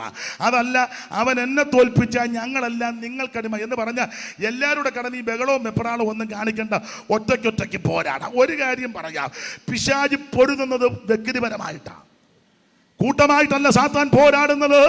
വ്യക്തിപരമായി നിന്നോട് പോരാടും. നീ പ്രാർത്ഥനാ മുറിക്കകത്തിരിക്കുമ്പോൾ ആ പോരാട്ടങ്ങൾ വെളിപ്പെടുന്നത്. പ്രാർത്ഥനാ മുറിക്കകത്താണ് നമുക്ക് യുദ്ധമുള്ളത്. ഇന്ന് രാത്രി സാത്താന്യ ശക്തികൾ നിനക്കെതിരെ വെല്ലുവിളിക്കുമ്പോൾ ആത്മാവിൽ പോരാടി അതിനെ ജയിക്കണം. ഇവൻ നിന്ന് വെല്ലുവിളിക്കുക. ഇങ്ങനെ ഈ ഗോലിയാത്ത് വെല്ലുവിളിച്ചപ്പോൾ എന്തോ സംഭവിച്ചു. 24-ാമത്തെ വാക്യം വായിച്ച 24. അവനെ കണ്ടപ്പോൾ ഇസ്രായേലരൊക്കെയും ഏറ്റവും ഭയപ്പെട്ട് അവന്റെ മുൻപിൽ നിന്ന്. ഞാനൊരു കാര്യം പറയാം, ഈ വെല്ലുവിളി എങ്ങനെയാന്ന് ചോദിച്ചാൽ, ഇവൻ നിങ്ങളൊരുത്തനെ തെരഞ്ഞെടുത്ത് വിടാന്നല്ല പറഞ്ഞത്. വെല്ലുവിളിയുടെ സാരമില്ല. ഇവൻ വെല്ലുവിളിച്ചേച്ച് ഞാൻ ഓർപ്പിച്ചല്ലോ, 5 ദൈവങ്ങളുണ്ട് ഫെലിസ്ത്യർക്ക്. ഇവൻ 5 ദൈവങ്ങളുടെ നാമം ചൊല്ലും. 5 ദൈവങ്ങളുടെ നാമം. ആ 43-ാമത്തെ വാക്യത്തിന്റെ 2-ാമത്തെ ഭാഗത്ത് തന്റെ ദേവന്റെ എന്നൊരു പദമുണ്ട്. വായിച്ചേ. തന്റെ ദേവന്മാരുടെ നാമം ചൊല്ലി. മതി. തന്റെ ദേവന്മാരുടെ നാമം ചൊല്ലി എന്ന് പറഞ്ഞാൽ ഇവൻ ദൈവങ്ങളുടെ നാമം ചൊല്ലും. ഗോലിയാത്ത്. ഞാൻ ഇനി ഒരു കാര്യം പറയാം, പ്രശ്നമായാലും കുഴപ്പമൊന്നുമില്ല. ഇവൻ അവന്റെ ദൈവങ്ങളുടെ നാമം ചൊല്ലുക. എങ്ങനെയാ ചൊല്ലുന്നെന്നറിയാമോ? 16-ാം വാക്യം വായിച്ചേ. ഇതിന്റെ ഓളിയം കൂട്ടണേ, തൊണ്ട പോകുന്നു. 16-ാം വാക്യം. ആ ഫെലിസ്ത്യൻ 40 ദിവസം മുടങ്ങാതെ രാവിലെയും വൈകിട്ടും മുമ്പോട്ട് വന്നു എന്ന് പറഞ്ഞാൽ അവന്റെ നാമം ചൊല്ലുന്നതിന്റെ ഈ 5 ദൈവങ്ങളുണ്ട്. ഈ 5 ദൈവങ്ങളുടെ നാമം ചൊല്ലുന്നത് രാവിലെയും ചൊല്ലും, വൈകിട്ടും ചൊല്ലും, മുടങ്ങാതെ ചൊല്ലും, എല്ലാരും കേക്ക ചൊല്ലും. പിശാചാന്നൽ ഇവെന്ത് ഓർഡറായിട്ടാണ് കാര്യം ചെയ്യുന്നത്. പെന്തിക്കോസുകാരോട് പറയാം, രാവിലെ വൈകിട്ടും പാട്ടുപാടി പ്രാർത്ഥിക്കുന്ന എത്ര വീടുകളുണ്ട്? അവര് മാത്രം വേണ്ട കൈപ്പൊക്കണ്ട, അലോഗ്യം ഉണ്ടാക്കുന്നില്ല. വൈകിട്ട് പ്രാർത്ഥിക്കുന്ന പെന്തിക്കോസുകാരുടെ വീടുകൾ മിക്കടത്തുമുണ്ട്. അതിരാവിലെ അപ്പനും മക്കളും വല്യപ്പനും വല്യമ്മയും വീട്ടിൽ ആരൊക്കെയുണ്ടോ അവരെല്ലാം കൂടെ വട്ടമിട്ട് ചേർന്ന് പാട്ടുപാടി ദൈവത്തെ സ്തുതിക്കുന്ന എത്ര വീടുണ്ട്? നിങ്ങൾ ഇവിടെ നോക്കിയാൽ അവൻ രാവിലെ മന്ത്രം ചൊല്ലും, വൈകിട്ടും മന്ത്രം ചൊല്ലും, അത് 40 ദിവസവും ചൊല്ലും, അത് മുടങ്ങാതെ ചൊല്ലും, എല്ലാവരും കേക്ക ചൊല്ലും. ഇന്ന് രാത്രി ഒരു കാര്യം പറയാം, നിന്റെ കുടുംബത്തിനകത്ത് ആരാധനയും പ്രാർത്ഥനയും ഉയരണം. സ്തോത്രം. നിങ്ങൾ ഹൈന്ദവ സ്നേഹിതന്മാരെ ശ്രദ്ധിച്ച് പെർമനന്റ് കോളാമ്പി കെട്ടിവെച്ചിരിക്കുക. ഒന്നെങ്കിൽ ആലോ മാവോ തത്തുല്യമായ സ്ഥലത്ത് അവർ പെർമനന്റ് കോളാമ്പി വെച്ചിരിക്കുക. 5:45 മിക്കടുത്ത് റെക്കോർഡിടും. ദേവീ ദേവന്മാരെ സ്തുതിച്ചുള്ള സ്തുതി കീർത്തനങ്ങളാണ്. നിങ്ങൾ ശ്രദ്ധിച്ചേ, 5:45 ഇടും, ഏതാണ്ട് ഒരു 6:15 വരെ. ചുരുക്കി പറഞ്ഞാൽ ഇവിടെ ഇടുമ്പോൾ അടുത്ത സ്ഥലത്ത്, അവിടെ ഇടുമ്പോൾ അടുത്ത സ്ഥലത്ത്, അന്തരീക്ഷം മുഴുവൻ ഇതിൻ്റെ മുഖരിതമാണ് വേറെ മന്ത്രങ്ങൾ കൊണ്ട്. പെന്തിക്കോസുകാരെന്നാരും എന്നെ അടുക്കുക, പുതപ്പിനടിയില്ല. ഫാനൊന്നും ഓഫാക്കും, 5-ലിട്ടാ കിടന്നത്, ഒന്നേ ഓഫാക്കുമില്ലേ, ഒന്നേ കൊണ്ടുവരും, പുതപ്പ് ഒന്നുകൂടെ ഒന്ന് വലിച്ചിടും. അന്നേരം സാത്താൻ്റെ ശക്തി കയറി കെട്ടുക. സ്തോത്രം. ഞാനൊരു കാര്യം പറയാം, നിങ്ങൾ ഇഷ്ടപ്പെട്ടാലും ഇഷ്ടപ്പെട്ടില്ലെങ്കിലും, എടാ അത് 5:30 അല്ലെ 5:15 ഇടുമ്പോൾ നീ 4-ന് എഴുന്നേക്കണം. എഴുന്നേറ്റ് ദേശത്തെ അവകാശം പറഞ്ഞ് പ്രാർത്ഥിക്കണം, നാടിനെ അവകാശം പറഞ്ഞ് പ്രാർത്ഥിക്കണം, ഓരോ കുടുംബങ്ങളെ അവകാശം ചൊല്ലി പ്രാർത്ഥിക്കണം, വ്യക്തികളുടെ പേര് പറഞ്ഞ് പ്രാർത്ഥിക്കണം, നീ ആത്മാവിൽ പോരാടി പ്രാർത്ഥിക്കണം. Price the Lord. ശക്തമായി പ്രാർത്ഥനയിൽ പോരാടണം. ഇവൻ രാവിലെ വൈകിട്ടും അവൻ 40 ദിവസം മുടങ്ങാതെ. നമുക്കൊരു മഴക്കാറ് കണ്ടാൽ മതി, എന്നാലും യോഗം മുടക്കും. ഇന്ന് മിക്കവാറും യോഗം ഇല്ലെന്നാ തോന്നുന്നത്. അപ്പം പറയും പാസ്റ്റർ പറഞ്ഞ യോഗം ഉണ്ടെന്നാ. പാസ്റ്റർ മനുഷ്യനാ, മഴക്കാറൊക്കെ കാണുമ്പോൾ അങ്ങേർക്കും പിടികിട്ടുമെന്ന്, പുള്ളി മണ്ടി എടുക്കുമെന്ന് തോന്നുന്നില്ല. ഒരു കാര്യം ദൈവമക്കളോട് പറയാ, നീ രാവിലെയും വൈകിട്ടും ആത്മാവിൽ പോരാടി പ്രാർത്ഥിക്കണം. നിന്റെ കുടുംബത്തിനകത്ത് ആരാധനയും പ്രാർത്ഥനയും ഉയരണം. ഗോലിയാത്തിനെ കണ്ട് അവർ രാവിലെ മന്ത്രം ചൊല്ലും, വൈകിട്ടും മന്ത്രം ചൊല്ലും, അത് 40 ദിവസം ചൊല്ലും, മുടങ്ങാതെ ചൊല്ലും, എല്ലാവരും കേക്ക ചൊല്ലും. നമ്മളൊരു സ്തോത്രം പറഞ്ഞ് അടുത്തിരിക്കുന്നവർ പോലും കേൾക്കുന്നില്ല. ഇന്ന് രാത്രി അഖിലാണ്ടങ്ങളുടെ ഉടയവനായ ദൈവത്തെ ശക്തമായിട്ട് ആരാധിക്കണം. ദാവീദ് പറഞ്ഞത്, ഞാൻ എൻ്റെ ശബ്ദമുയർത്തി എൻ്റെ ദൈവത്തോട് ഇന്ന് രാത്രി ഉറക്ക വിളിക്ക് അടങ്ങിയിരിക്കരുത്, കാഹളം പോലെ ശബ്ദമുയർത്തണം. നിന്നെ രക്ഷിച്ച ദൈവത്തെ ശക്തിയോടെ ആരാധിക്കുകയും ദൈവത്തിന് മഹത്വം കൊടുക്കണം. ഹല്ലേലൂയ. ഇങ്ങനെ ഇവൻ വേദമന്ത്രം ചൊല്ലി ദൈവങ്ങളുടെ നാമം ചൊല്ലിച്ചൊലുത്തിയപ്പോൾ 24-ാമത്തെ വാക്യത്തിൽ വായിക്കുക, അവനെ കണ്ടപ്പോൾ ഇസ്രായേലിലൊക്കെയും ഏറ്റവും ഭയപ്പെട്ട് അവന്റെ മുൻപിൽ നിന്ന് ഓടി. ഈ മുൻപിൽ നിന്ന് ഓടി എന്ന് എഴുതിയിരിക്കുന്നത് കൊണ്ട് ഇവരെല്ലാവരും പുറകോട്ടാ ഓടിയത്. നമ്മുടെ കുറുവാക്യം മറന്നു പോകരുത്, എതിർത്ത് നിൽപ്പീൻ, എന്നാൽ അവൻ നിന്നെ വിട്ട് ഓടുമെന്ന. എന്നാൽ ഇവിടെ കണ്ടത്, ഇവൻ എതിർത്ത് വന്നപ്പോൾ ഇവരെല്ലാം പുറകോട്ടോടി. ഇവർ പുറകോട്ടോടാൻ കാര്യമല്ല, പിശാചിനെ കണ്ട് നീ ഓടുകല്ല, നിന്നെ കണ്ട് അവൻ ഓടണം. സാത്താനെ കണ്ട് നീ പുറകോട്ട് ഓടുകല്ല, നിന്നെ കണ്ട് അവൻ ഓടണം. അവൻ നിന്നെ കണ്ട് ഓടണമെങ്കിൽ എന്തോ ചെയ്യണം. ഇവിടെ ഗോലിയാത്ത് വെല്ലുവിളിച്ചപ്പോൾ ഇവരെല്ലാം പുറകോട്ടോടി. ഈ പുറകോട്ടോടാൻ കാര്യം പേടിച്ചിട്ട് ഓടിയതല്ല. കാരണം ഈ ശൗലിന്റെ കൂടെയുള്ളവർ പേടിത്തൊണ്ടന്മാരല്ല. ഒരു വാക്യം വായിച്ച് 14:52 15 നേരെ മേളിൽ കിടപ്പുണ്ട്, ചെറിയ കണ്ണിക വായിച്ചേ. ശൗലിന്റെ കാലത്തൊക്കെയും ഫെലിസ്ത്യരോട് കഠിന യുദ്ധം, ശൗലിന്റെ കാലത്തൊക്കെ ഫെലിസ്ത്യരോട് കഠിന യുദ്ധമുണ്ട്. എന്നാൽ ശൗൽ യാതൊരു വീരനെയോ ശൂരനെയോ കണ്ടാൽ അവനെ തന്റെ അടുക്കൽ ചേർക്കും എന്ന് പറഞ്ഞാൽ, ചരിത്രം പറയുന്നത്, ശൗല് രാജവീതികളിലൂടെ ഉലാത്തിക്കൊണ്ടിരിക്കുമ്പോൾ വീരന്മാരും ശൂരന്മാരും കഴിവുള്ള തന്റെകടമുള്ള കരുത്തുള്ള യൗവനക്കാരെ കണ്ടാൽ ശൗല് നോട്ട് ചെയ്യും. കൊട്ടാരത്തിൽ പോയിച്ച് ആളിനെ വിടും, അവനെ ഇനി കൊണ്ടുവരാൻ പറയും. അപ്പോൾ അങ്ങനെ കരുത്തുള്ളവനെ എല്ലാം വിളിച്ച് കാര്യങ്ങൾ ചോദിച്ച് പട്ടാളത്തിൽ അപ്പോയിന്റ് കൊടുക്കും. എന്ന് പറഞ്ഞാൽ ശൗലിന്റെ കൂടെയുള്ളവരെല്ലാം വീരന്മാരും ശൂരന്മാരുമാണ്. വീരശൂര പരാക്രമികളാ ശൗലിന്റെ കൂടെ. പിന്നെ എന്തുകൊണ്ട് ഗോലിയാത്ത് വെല്ലുവിളിച്ചപ്പം പുറകോട്ടോടി? അതിനൊരു കാര്യമുണ്ട്. നിങ്ങൾക്ക് വചനം അറിയാവുന്നവർക്കറിയാം. ഓടാൻ കാര്യം പേടിച്ചിട്ട് ഓടിയതല്ല, പേടിത്തൊണ്ടന്മാരല്ല. പിന്നെ ഓടാൻ കാര്യം, അത് പണ്ട് ഇസ്രായേലിൽ ഫെലിസ്ത്യര് ഒരു തന്ത്രമുണ്ടാക്കി. ഇസ്രായേലിന്റെ ഒരു പ്രത്യേകത, ഇസ്രായേലിൽ ധാരാളം കൊല്ലന്മാരുണ്ട്. കൊല്ലന്റെ പണി എന്നാ? ആയുധം ഉണ്ടാക്കുക. പെന്തിക്കോസുകാരന്റെ പണി എന്നാ? പാര വെക്കുക. അവൻ ഉണ്ടാക്കുന്ന ആയുധത്തിലെ മുടുത്ത പാര എടുത്ത് കുഞ്ഞുഞ്ഞിന് വെച്ചേച്ച് ഒന്നും അറിയാത്തവനെ പോലെ ഇരിക്കുക. ഇടയ്ക്കിടയ്ക്ക് നോക്കുക, വെച്ച പാര ഏക്കുന്നുണ്ടോന്ന്. നമ്മുടെ പണിയും ആയുധപ്പുരയാ. നമ്മുടെ ആയുധപ്പുര പ്രാർത്ഥനാ മുറിയാ. നിന്റെ ആയുധപ്പുര പ്രാർത്ഥനാ മുറിയ. ഞാൻ പെന്തിക്കോസുകാരോട് പറയും, വീട് പണിയുമ്പോൾ ആദ്യം നന്നായിട്ട് പണിയേണ്ടത് പ്രാർത്ഥനാ മുറിയ. ഇത് നമ്മളെല്ലാവരും പണിയുന്നത് രണ്ട് കാര്യം അപ്പുറത്തേക്ക്. ഒന്ന് കിച്ചണും, 2 ബെഡ്റൂമും. കാരണം നല്ല എടുപ്പെടുത്തേച്ച് മൃഗലിക്കാറ് ചെന്ന് കിടക്ക്. അതിന് പിശാച് എടുത്തിട്ട് കുഴയുക. കിച്ചണ് ആണ് അത്യാവശ്യമാണ്, പിന്നെ ബെഡ്റൂം. ഈ രണ്ട് കാര്യമാണ് എല്ലാവരും മെച്ചപ്പെടുത്തുന്നത്. അത് നല്ലതാ. കിച്ചണും അത്യാവശ്യമാണ്, ബെഡ്റൂമും അത്യാവശ്യമാണ്. പക്ഷേ എല്ലാറ്റിലുപരി ആദ്യം നന്നാക്കേണ്ടത് പ്രാർത്ഥനാ മുറിയാണ്. നീ വീട് പണിയുമ്പോൾ ആദ്യം പണിയേണ്ടത് പ്രാർത്ഥന. നിങ്ങൾ ഹൈന്ദവ സ്നേഹിതന്മാരെ ശ്രദ്ധിച്ചേ, നിങ്ങളൊന്ന് പരീക്ഷിച്ചേ. ഹൈന്ദവരായ സ്നേഹിതന്മാർ വീട് പണിതാൻ ആദ്യം പൂജാമുറി പണിയും. പൂജാമുറി നിങ്ങൾ പോയി അന്വേഷിച്ചേ. പൂജാമുറി കഴിഞ്ഞിട്ടേ ഉള്ളൂ ബാക്കി കേസ്. നമ്മളോ ആദ്യം നമുക്ക് ബാൽക്കണി വേണം അച്ഛാ, കാരണം എനിക്ക് സന്ധ്യയ്ക്ക് മേളിൽ എന്ന് കാറ്റ് കൊള്ളണം. പണ്ട് ബാൽക്കണി കയറി ഒരു തള്ള നോക്കി, കണ്ണുമൊക്കെ എഴുതി, മുടിയെല്ലാം ചീകി. അവസാനം ഗതികേട് അറിയാമല്ലോ, ബാൽക്കണി അമ്മാമ്മ. നീ ബാൽക്കണി അല്ല പണിയേണ്ടത്, കിച്ചണും നല്ലതാ, ബെഡ്റൂമും നല്ലതാ. പണിയേണ്ടത് പ്രാർത്ഥനാ മുറിയാണ്. എടാ, വീട് പണിയുമ്പോൾ ആദ്യം പ്രാർത്ഥനാ മുറി നന്നാക്കണം. 10 ദൈവമക്കൾ വന്നിരുന്ന് പ്രാർത്ഥിക്കുന്ന സ്ഥലമാ ഇത്. വലിയ വലിയ വീടുകൾ ചിലയിടത്ത്, എല്ലായിടത്തും അല്ലേ, ചിലയിടത്ത് എന്നാൽ പ്രാർത്ഥന നല്ല മുറിക്കകത്തും നല്ല സ്ഥലത്ത് ഇരുത്തുകയല്ല. നമുക്ക് എവിടാ പ്രാർത്ഥന? ടെറസിൻ്റെ മണ്ടേ ടിൻഷീറ്റ് ഇട്ടിരിക്കുക. മനുഷ്യനെല്ലാവരും ഞങ്ങളെപ്പോലുള്ള ഉപദേശമാരാന്നെ നിർത്തുകയില്ല, ഇരുന്ന് പ്രാകുക. ടെറസിൻ്റെ മണ്ടയിലല്ല, ചായ്പിനകത്തുമല്ല, ഏറ്റവും നല്ല സ്ഥലത്തായിരിക്കണം. വീട് പണിയുമ്പോൾ ആദ്യം നന്നാക്കേണ്ടത് പ്രാർത്ഥനാ മുറിയാ. നീ പ്രാർത്ഥനാ മുറി നന്നാക്കിക്ക്, നിനക്കും നിന്റെ കുടുംബത്തിനും അനുഗ്രഹമാണ്. അപ്പൊ ഇസ്രായേലിൽ പണ്ട് ഫെലിസ്തീന് തന്ത്രമുണ്ടാക്കി. ഇസ്രായേലിന്റെ പ്രത്യേകത, ഇസ്രായേലിൽ കൊല്ലന്മാർ ഒത്തിരി ഉണ്ട്. കൊല്ലന്റെ പണി ആയുധം ഉണ്ടാക്കുക. അപ്പൊ ആയുധത്തിന് പഞ്ഞമില്ലാത്തതിനാൽ ഇസ്രായേൽ മക്കൾക്ക് ജയമാണ്. ഫെലിസ്തീന് കമ്മിറ്റി കൂടി ബില്ല് പാസ്സാക്കി, ഇവര് ജയിക്കാൻ കാര്യമല്ല. അപ്പം മൂപ്പന്മാർ പറഞ്ഞു കൊല്ലൻ ഒത്തിരി ഉണ്ട്. അതിനാ കൊല്ലനുള്ളത് കൊണ്ട് പച്ചിരിമ്പ് കാച്ചി പഠിപ്പിച്ച് അടിച്ച് മൂർച്ച കൂട്ടി കൊടുത്തിരിക്കുക. ഇവർ യുദ്ധം ചെയ്ത് വെച്ച് വരുമ്പോൾ മറ്റവന്മാരെ അടിച്ച് പരത്തി കൊടുക്കുക. സുവിശേഷ വേലയ്ക്ക് എല്ലാവർക്കും പോകാൻ ഒത്തില്ലെങ്കിൽ പോകുന്നവരെ ഓർത്ത് സഹോദരിമാർ പ്രാർത്ഥിക്കണം. മാതാക്കളിരുന്ന് പോരാടി പ്രാർത്ഥിക്കണം. അപ്പോൾ ഇസ്രായേൽ യുദ്ധത്തിന് പോകുമ്പോൾ ഇവിടെ കൊല്ലന്മാരിരുന്ന് അടിച്ച് പച്ചിരിമ്പ് അടിച്ച് കാച്ചി പഠിപ്പിച്ച് രാഗി ക്രമപ്പെടുത്തി ഇട്ടിരിക്കുക. ഇവർ യുദ്ധം കഴിഞ്ഞ് വരുമ്പോൾ എടുത്ത് കൊടുക്കുക. അപ്പോൾ ഫെലിസ്തീർ കമ്മിറ്റി കൂടി ബില്ല് പാസ്സാക്കി, ഇവർ യുദ്ധത്തിൽ ജയിക്കാൻ കാര്യം ആയുധമുള്ളത് കൊണ്ടാണ്. അപ്പോൾ ചോദിച്ചു, എന്താ അതിന് പോംവഴി? ആയുധമുണ്ടാക്കുന്ന കൊല്ലനാ. അതിനെന്നാ പോംവഴി?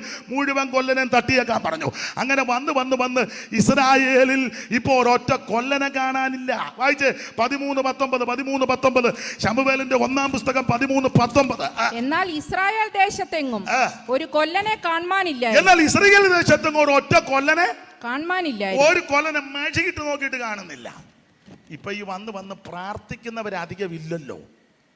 പ്രാർത്ഥനയെ പറ്റി പ്രസംഗിക്കുന്ന ആൾക്കാരുണ്ട്, പ്രബന്ധമൊക്കെ അവതരിപ്പിക്കും. എന്താണ് പ്രാർത്ഥന?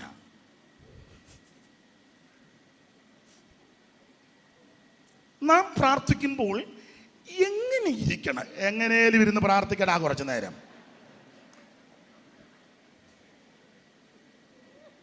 ഊന്തം പറയുക. എടാ, എങ്ങനെ കസേരയിലിരുന്നോ, താഴെ ഇരുന്നോ, ഇനി കട്ടിലേലിരുന്നോ, നീ എങ്ങനെയും കുറച്ചു നേരം പ്രാർത്ഥിക്കും.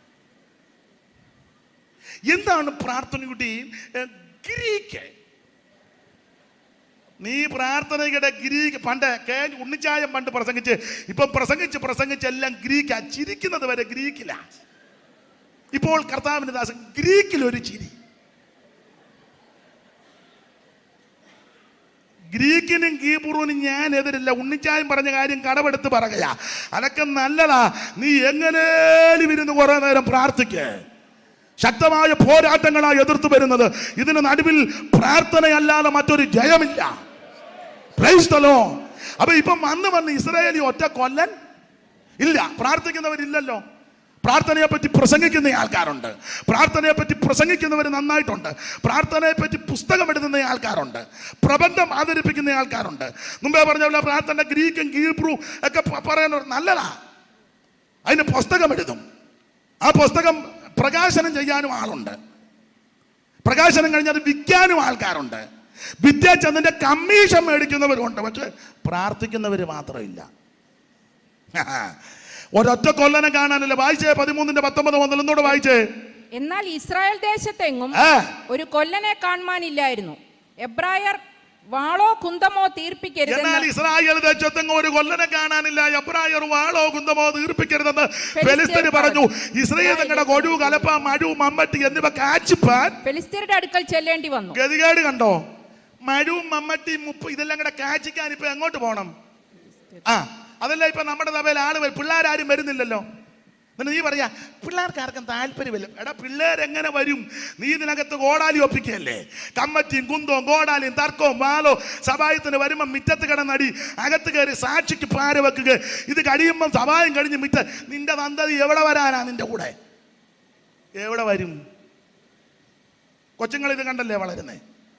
സഭായം കഴിഞ്ഞ വീട്ടിൽ വന്ന അന്ന് സഭയിലുണ്ടായ പ്രശ്നമല്ലേ പറയാനേ? ഉപദേശിക്കെതിരെ, കൂട്ടുസഹോദരനെതിരെ, കൂട്ടുവേലക്കാർക്കെതിരെ മിണ്ടരുത്. ഞാനേ നല്ല പ്രാഗൽഭ്യത്തോടെ പറയാം, സാമച്ച സഭയുടെ ഒരു കാര്യവും ഞാൻ വീട്ടിൽ ഇരുന്ന് പറയത്തില്ല. ഒരു കാര്യം പറയുകയില്ല. ആണ്ട് എൻ്റെ ഭാര്യയും മോനും വന്നിട്ടുണ്ട്. ഒരു കാര്യം പറയുകയില്ല. പറയാൻ വിഷയമില്ലേ? വിഷയമേ ഉള്ളല്ലോ. സഭയിൽ നടക്കുമ്പോൾ അന്നേരം ആ യോഗത്തിന്റെ കാര്യം പറയുമ്പോൾ അവരും അറിയുന്നേ. അവരോട് വൈരാഗ്യമുണ്ടായിട്ടല്ല. സ്തോത്രം. ഇത് സഭായം കഴിഞ്ഞേച്ച് വീട്ടിൽ വന്ന് മുഴുവൻ ആൾക്കാരെ ഇട്ട് വിസ്തരിച്ച് സെൻട്രൽ പാസ്റ്ററെ ആക്ഷേപിച്ച്, ലോക്കൽ പാസ്റ്ററെ ആക്ഷേപിച്ച്, അതിഥിയായിട്ട് വന്നെങ്കിൽ അവനെ ആക്ഷേപിച്ച് ഇതെല്ലാം കൊച്ചുങ്ങൾ കണ്ടോണ്ടിരിക്കുക.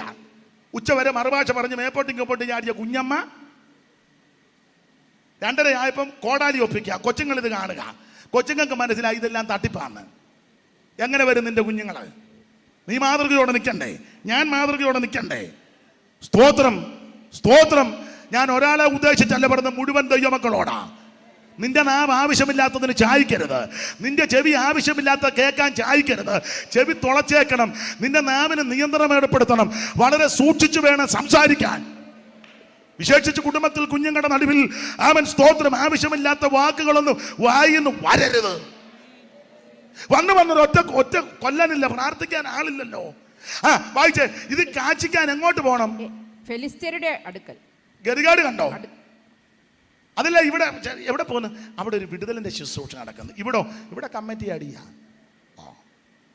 അമ്മാമ്മ എവിടെ പോകുന്നു? അവിടെ ഒരു ഫയർ മീറ്റിംഗ്. ഇവിടെ ഉള്ളത് ഈ കൂടെ വെള്ളം ഒഴിച്ച് കെടുത്തി വെച്ചിരിക്കുക. സ്തോത്രം. ഇവിടെ വേണം. ഇസ്രായേൽ തങ്ങളുടെ കൊഴു, കലപ്പ, മഴു, മമ്മട്ടി എന്നിവ കാച്ചിപ്പാൻ ഫെലിസ്ത്യരുടെ അടുക്കൽ ചെല്ലേണ്ടി വന്നു. ഫെലിസ്ത്യന്റെ അടുക്കൽ ചെല്ലേണ്ടി വന്നു. ഗതികേട് നോക്കിയേ. അടുത്ത വാക്യം വായിച്ചേ സഹോദരി. എന്നാൽ മൺവെട്ടി, കലപ്പ, എന്നാൽ മമ്മട്ടി, കലപ്പ, മഴു എന്നിവയ്ക്കായിട്ട് മുടിങ്കോൽ കൂർപ്പിപ്പാനും അവർക്ക് അരമുണ്ടായിരുന്നു. അവർക്ക് അരമുണ്ട്. ആർക്ക്? ഫെലിസ്ത്യർക്ക് അരവുണ്ട്. ഞാനൊരു കാര്യം പറയാം. ഫെലിസ്ത്യന്റെ കയ്യിൽ അരവുണ്ട്. ഇവരിതെല്ലാം കൂടെ കെട്ടിച്ചുമ്മി അങ്ങോട്ട് ചെല്ലും. നമ്മുടെ ഇവിടെ ഇല്ലല്ലോ. ഇവിടെ ആരോമില്ല, ഗീരോമില്ല, ഒന്നുമില്ല. ഇവര് സമയമാകുമ്പോ ഇതെല്ലാം കൂടെ കെട്ടിച്ചുമ്മി അങ്ങോട്ട് ചെല്ലും. അങ്ങോട്ട് ചെല്ലുമ്പോ ഫെലിസ്ത്യന്റെ കയ്യിൽ അരവുണ്ട്. അരം.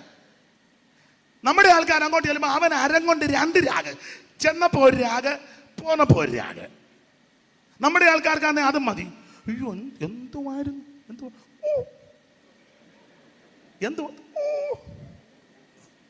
എന്തുവായിരുന്നു തള്ളേ? എന്നാ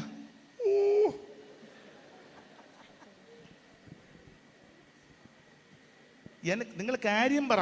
അയ്യോ അത്രയും ജനം ഇരുന്നപ്പോ എന്റെ പേരാ വിളിച്ചു പറഞ്ഞത്. എന്ത് വേണ്ട പെണ്ണുങ്ങൾ വന്ന് കുത്തിരുന്ന ആരുടെയും പേര് പറഞ്ഞില്ല. ആ വന്ന പാസ്റ്റർ എന്റെ പേരാണ് വിളിച്ചു പറഞ്ഞത്.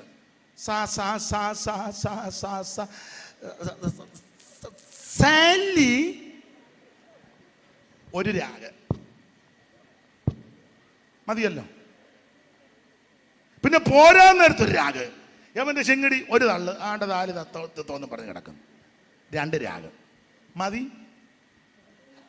അവിടെ വായിക്കുന്നത് ഇവരുടെ കൊഴു, കലപ്പ, മഴു, മമ്മട്ടി എന്നിവ കാച്ചിപ്പാൻ ഫെലിസ്ത്യന്റെ അടുക്കൽ ചെല്ലേണ്ടി വന്നു. ഗതികേട് കണ്ടോ?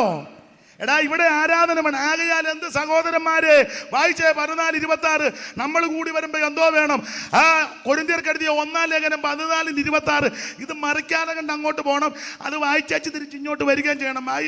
14:26 വലത്തുപക്ഷത്ത് കണ്ണിക തുടങ്ങുന്നിടത്ത്. ആകയാൽ എന്ത് സഹോദരന്മാരെ, നിങ്ങൾ കൂടി വരുമ്പോൾ ഓരോരുത്തരും സങ്കീർത്തനമുണ്ട്. ഓരോരുത്തരും സങ്കീർത്തനമുണ്ട്. എല്ലാവർക്കും കൂടെ ഒരു സങ്കീർത്തനമല്ല, ഓരോരുത്തരും സങ്കീർത്തനം. നമുക്കെല്ലാം കൂടി എഴുന്നേറ്റ് 45-ാം സങ്കീർത്തനം ഗാനപ്രതിഗാനം അത് വായിച്ചോ. പക്ഷേ അതല്ല, ഓരോരുത്തരും സങ്കീർത്തനം വേണം.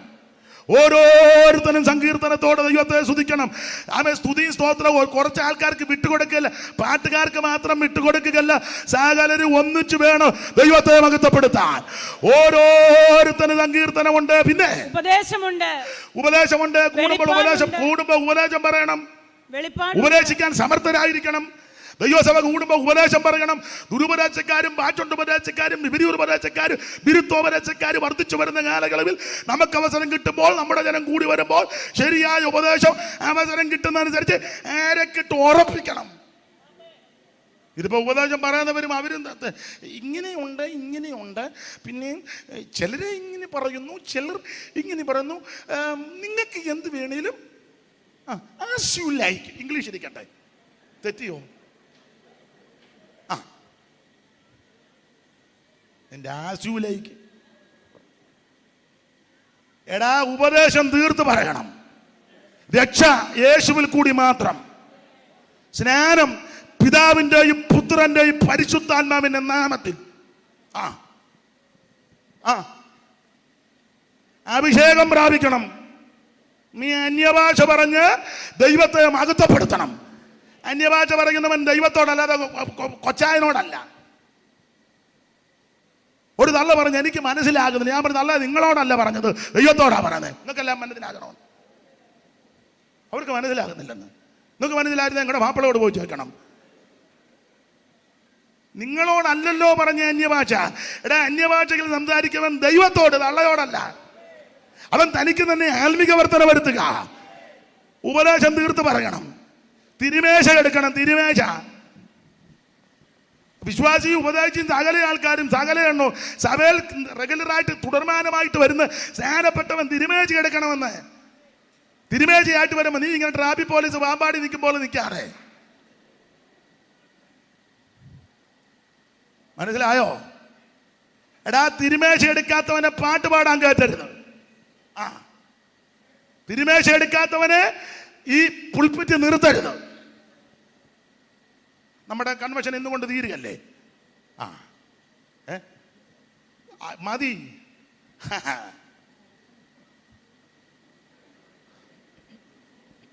തിരുമേശ എടുക്കണം. അവിടുത്തെ കഷ്ടാനുഭവങ്ങൾ കൂട്ടായ്മ ആചരിക്കണം. വേർപാട് പാലിക്കണം. കൂട്ടായ്മ ആചരിക്കണം. നീ പ്രാർത്ഥനയിൽ പോരാടണം. ലോകത്തോടും സമൂഹത്തോടും സകലത്തിനോടും വേർപാട് പാലിച്ച് നീ വേർപാടി നിൽക്കണം. വേർപാടോടെ വിശുദ്ധിയോടെ നിൽക്കണം. അല്ല, വേദപുസ്തകത്തിന്റെ ഉപദേശം, അപ്പോസ്തലിക ഉപദേശം കേൾക്കണം. അരക്കിട്ട് ഉറപ്പിക്കണം. അതിന് കൈ തരുന്നുണ്ടോ, മുഖം എങ്ങനെയുണ്ട്, മിണ്ടുന്നോ, നമ്മുടെ വിഷയമല്ല. ഞാനാണെങ്കിൽ ഈ ദിവസങ്ങളിൽ എൻ്റെ സാമച്ച ശരിക്ക് ഒരുങ്ങിയാണ് നടക്കുന്നത്. നീ വിളിച്ചാലും കൊള്ളാം, വിളിച്ചില്ലേലും കൊള്ളാം, എനിക്ക് അവസരം കിട്ടിയാൽ സ്തോത്രം. ഇനി എങ്ങനാന്നൊന്നും എനിക്കറിയത്തില്ല. ആമൻ ലഭിക്കുന്നിടത്തോളം സമയം ആമൻ കർത്താവിനെ മുഖം നോക്കാതെ ആമൻ തീർത്ത് കാര്യം പറയണം. ആമൻ കർത്താവ് വരാറായി. ഓടപ്പരുത്. അലസരെല്ലാം മാറണം, അലസതയെല്ലാം മാറണം. നിന്റെ മടി, ഉദാസീനത. ഇരമ്യാവ് 48:10 വായിക്കുന്നത്, ഉദാസീനതയോടെ വേല ചെയ്യുന്നവൻ ശപിക്കപ്പെട്ടവനാ. ദൈവദാസന്മാരോടൊരു കാര്യം പറയാ, സഭയിലെ ആൾക്കാർ മിണ്ടിയാലോ മിണ്ടിയിലോ പറഞ്ഞാലോ അതൊന്നും വിഷയമല്ല. ദൈവമാ നിന്നെ വിളിച്ചത്, ദൈവമാ നിനക്ക് ശുശ്രൂഷ നൽകിയത്, ദൈവമാ നിനക്ക് പേർ ചൊല്ലി വിളിച്ചത്. നിന്നെ പുലർത്താൻ, നിന്നെ സഹായിപ്പാൻ ദൈവം നിന്റെ കൂടെയുണ്ട്. ഉപദേശം തീർത്ത് പറയണം. അത് ഞാൻ സമയത്തെ അങ്ങ് നിർത്തുക. ആകയാൽ ഇവര് ഫെലിസ്തീനിലൊക്കെ ചെല്ലേണ്ടി വന്ന അവർക്ക് ആരവുണ്ട്. അടുത്ത വാക്യം ശ്രദ്ധേയം വായിച്ചേ. ആകയാൽ യുദ്ധസമയത്ത് അത് അടിവരയിട്ട് നിൽക്കണ്ട. ആകയാൽ യുദ്ധസമയത്ത് ശൗലിനോടും യോനാഥാനോടും കൂടിയുള്ള ജനത്തിൽ ഒരുത്തനും ഒറ്റ ഒരുത്തനും വാളും കുന്തവും ഉണ്ടായിരുന്നില്ല. വാളുമില്ല, കുന്തവുമില്ല. അതാ ഗോലിയാത്ത് വെല്ലു വിളിച്ചപ്പോൾ യവന്മാരെല്ലാം കൂടെ പുറകോട്ട് ഓടിയത്. പേടിച്ചിട്ട് ഓടിയതല്ല, കാരണം എല്ലാരും വീരന്മാര് ശൂരന്മാരുമാ. പിന്നെ വീരശൂര പരാക്രമകൾ പുറകോട്ട് ഓടാൻ കാര്യം ഒറ്റ ഒരുത്തന്റെ കയ്യിൽ വാളും കുന്തവും ആയുധമില്ല. ഇനി ഇതിന്റെ ഒളി ഇച്ചിലൂടെ കൂട്ടിനെ തൊണ്ട അങ്ങ് അടഞ്ഞു, നന്നായിട്ട് അടഞ്ഞു. നിങ്ങളുടെ കുഴപ്പമല്ല, എൻ്റെ കുഴപ്പമാ. എങ്കിലും ഇച്ചിരി കൂട്ടിക്കൂ. ആട്ടെ. അപ്പോൾ അടുത്ത വാക്യമാണ്, ആകയാൽ യുദ്ധസമയത്ത് ശൗലിനോടും യോനാഥാനോടും കൂടിയുള്ള ജനത്തിൽ ഒരുത്തനും വാളും കുന്തവും ഉണ്ടായിരുന്നില്ല. ഒറ്റ ഒരുത്തനും വാളുമില്ല, കുന്തവുമില്ല. ഇനി അവിടെ നിർത്തണേ സിസ്റ്ററെ. എത്ര പേർക്ക് ആയുധമില്ലാത്തത് കണക്കുണ്ട്? എത്ര പേർക്ക് ആയുധമില്ല? ഞാൻ ഇന്ന് ഈ വചനത്തിൽ തന്നെ അങ്ങോട്ട് നിന്ന് പറയുന്നത്, ചെല്ല് പറയാറുണ്ട് അയാൾക്ക് വചനം ഒന്നും അയാൾ പറയും, പിന്നെ എന്തുവാടാ പറയുന്നത്?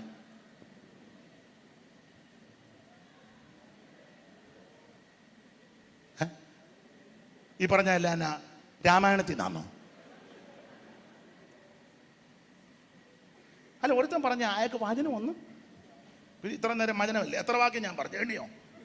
എണ്ണിയോ? ഇത്ര പറഞ്ഞാൽ പോരെ? ഇനിയും പറയണോ? അച്ചൂടെ പറയാം, അവിടെ ഇരിക്കും, പോരുത്. ഞാനും അത് കണ്ടു തന്നെ, വചനത്തിൽ നിന്ന് തന്നെ അങ്ങോട്ട് പറയാൻ. സ്തോത്രം. ആകയാൽ യുദ്ധസമയത്ത് ശൗലിനോടും യോനാഥാനോടും കൂടെയുള്ള ജനത്തിൽ ഒറ്റയൊരുത്തന് വാളും കുന്തവും ഇല്ല. ഒരു കുന്തവെന്ന് ഇപ്പൊ പറയാൻ മേലെ. കുന്തവെന്ന ഒരാൾ പറഞ്ഞു കിടന്ന് കുഴഞ്ഞ്. ഒറ്റയൊരുത്തന് ആയുധമില്ല. എത്ര പേർക്ക് ആയുധമില്ലാത്ത കണക്കൊണ്ട് വായിച്ച് ഇത് മറിക്കാതെ കണ്ട്. പിന്നെ ശമൂവേൽ എഴുന്നേറ്റ് അല്ലെന്ന്. ന്യായാധിപന്മാരുടെ പുസ്തകം 5-ാം അധ്യായത്തിന്റെ 6 മുതൽ അങ്ങോട്ട് വായിച്ചേ. എത്ര പേർക്കിൽ നിന്ന് കണക്കുണ്ട്? വായേ. അനാഥൻ പുത്രനായ ശങ്കരൻ നാളിൽ യായാലും കാലത്തും പാനകൾ ശൂന്യമായി വടിപോക്കർ വളഞ്ഞ വടികളിൽ കൂടെ നടന്നു. ദബോറയാകുന്ന ഞാൻ എഴുന്നേക്കും വരെ ഇസ്രായേലി മാതാവായിട്ട് എഴുന്നേക്കുന്ന നാൾ വരെ നായകന്മാർ ഇസ്രായേലി അശേഷമില്ല. അവർ നൂതന ദേവന്മാരെ വരിച്ചു. ഗോപുരദ്വാരത്തിൽ യുദ്ധം ഭവിച്ചെന്ന വാക്യം ഒന്നുകൂടെ വായിച്ചു. 6-ാം വാക്യം മുതൽ വായിരേ.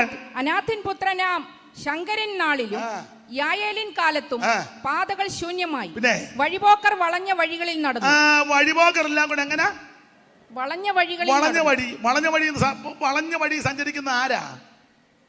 വഴിപോക്കർ.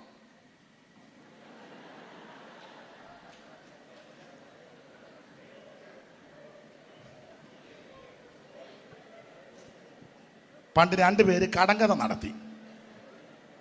നടത്തിയപ്പം അങ്ങോട്ടും ഇങ്ങോട്ടും എൻ്റെ അമ്മയും അമ്മയുടെ അമ്മാച്ചൻ, അമ്മയുടെ സമപ്രായമാണ്. ഞങ്ങളുടെ വീട്ടിലെ കാര്യമാണ്. അമ്മയും അമ്മയുടെ അമ്മാച്ചനും വർഷങ്ങൾക്ക് മുമ്പാണ്, പറഞ്ഞു കേട്ടതാ. അപ്പം എൻ്റെ അമ്മയുടെ പേര് കുഞ്ഞമ്മ, അമ്മയുടെ അമ്മാച്ചൻ്റെ ഇളയ അമ്മാച്ചൻ്റെ പേര് കേശവൻ. 2 പേരുടെ കടങ്കഥ നടത്തുക. ഒരു വയസ്സിന് വ്യത്യാസമുള്ളൂ, അനന്തരവിലും അമ്മാച്ചനും. അപ്പം കടങ്കഥ നടത്തിയപ്പം 2 പേരും പറയുക, ഞെട്ടില്ല വട്ടയില്ല, പിന്നെ പപ്പടം, പിന്നെ അവിടെ നിന്ന് ഇങ്ങോട്ട് ഉടുപ്പൂരി കിണറ്റ് ചാടി ഇല്ലേ? ഉടനെ ഇവിടെ നിന്ന് അങ്ങോട്ട് ഇട്ടാ പൊട്ട് ഇംഗ്ലീഷ് കൊണ്ടാ. ഇല്ല, കേട്ടിട്ടില്ലേ? ഒന്നും അറിയാമല്ല. എല്ലാം ഗബ്രിയേൽ മാലാഖ എല്ലാം വന്നിരിക്കുക. ഉടനെ അവിടുന്ന് മിറ്റത്തെ ചെമ്പിന് അടപ്പില്ല. ഉടനെ ഇവിടുന്ന് അമ്മ വിളമ്പി മോള് കറമ്പി മോളുടെ മോളുടെ സുന്ദരിക്കോതാ. എന്നാ പറഞ്ഞ? ഞാനും അത് തന്നെയല്ലേ പറഞ്ഞോണ്ടിരിക്കുന്നത്. അപ്പം കടങ്കഥ പറഞ്ഞ. അപ്പം ഞങ്ങളുടെ അമ്മാച്ചന് ഒടുവിൽ കടങ്കഥ കിട്ടുന്നില്ല. ഉടനെ പുള്ളിയുടെ കടങ്കഥയാ. മണ്ണെണ്ണ തീരുമ്പം വിളക്ക് കിടും.